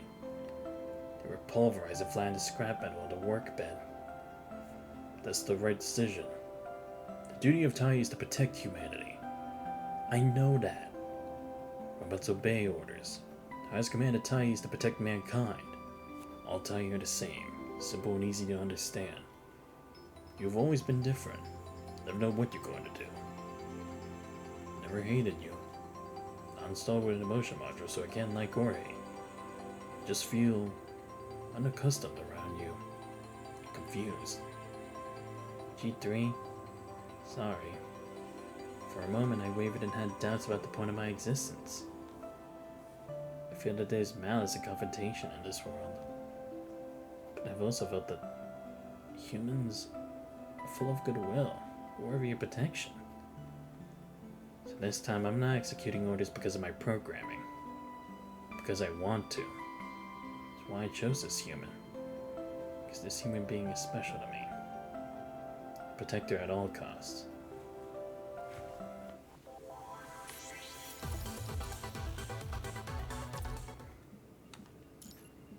Oh, here we go. The last one. Farewell. Alright, let's do this.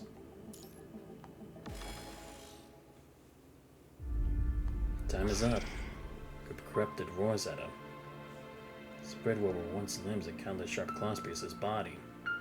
Also growled tightly as his army shredded to pieces. I won't stop. Time seems to slow down as if he and this human being were the only ones left in the world. For Tai, this is his mission and his duty. His frame in human traits is fatigued. If he were to be destroyed here, it could just be rebuilding a factory. But this is different. Jim B1 is protecting her out of his own will. Protecting her because he wants to. Compared to killing machines like you, I have the faith to fight for humanity. And I'm going to win. I long to see the Kowloong return to how it once was. I long to see humans laughing around them. I long to see the moon shine over the KCC tower. I long to see the Kowloong theater. See the children laughing and playing. During his service, he might not have ever done anything exceptionally worthy of praise, but these insignificant fragments are memories that are bringing him comfort. Maybe this is what differed him from other Tai units. Why are you crying? You hurt? Don't cry. Fear that she might be hurt, that she might be in pain or stricken with sadness seems to be tearing apart something in his emotion module. The girl's heart-rending cries burn up into conviction.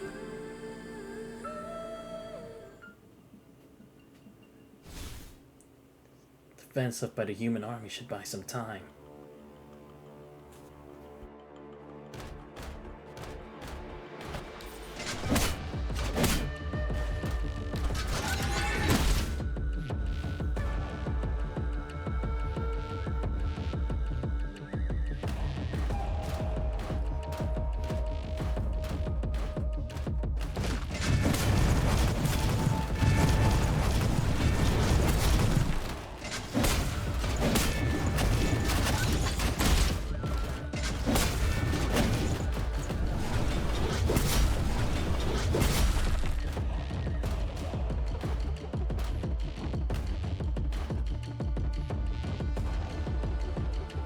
Damn it! They reached the obstacles. Don't worry. Oh shit, I don't do that yet. Nope. Nope. Nope. Hardly walk. Warning, citizen compromised.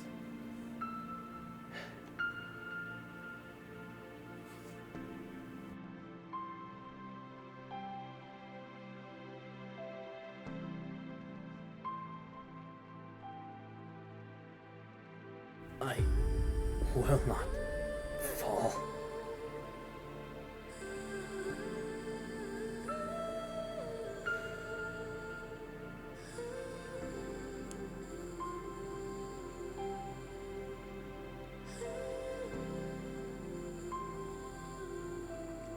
Don't cry. Here to protect you. I will fulfill the duty of Tai. He moves toward the evacuation point. So it's rising from the south, casting a slanted ray of bright yellow light. Walk slowly forward. Look! More corrupted incoming! All forces prepare for battle. Fight back these sons of bitches! Fills the girl up like the Holy Grail. B1. My name is... Receiver is damaged beyond repair, unable to distinguish the girl's cries from the surrounding clamor. Wait! Is that a person? Ensure the child's safety. Damn it, the fucking corrupted are downright evil. Prepare to fire. Countdown. Each of B1 files through his memory disk, finding a scene of human heroes dying in the battle. This will force out a smile. They might look just like a cruel and frightening monster to the people.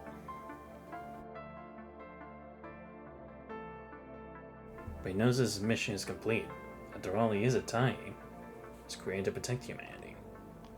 And then he never felt anything again.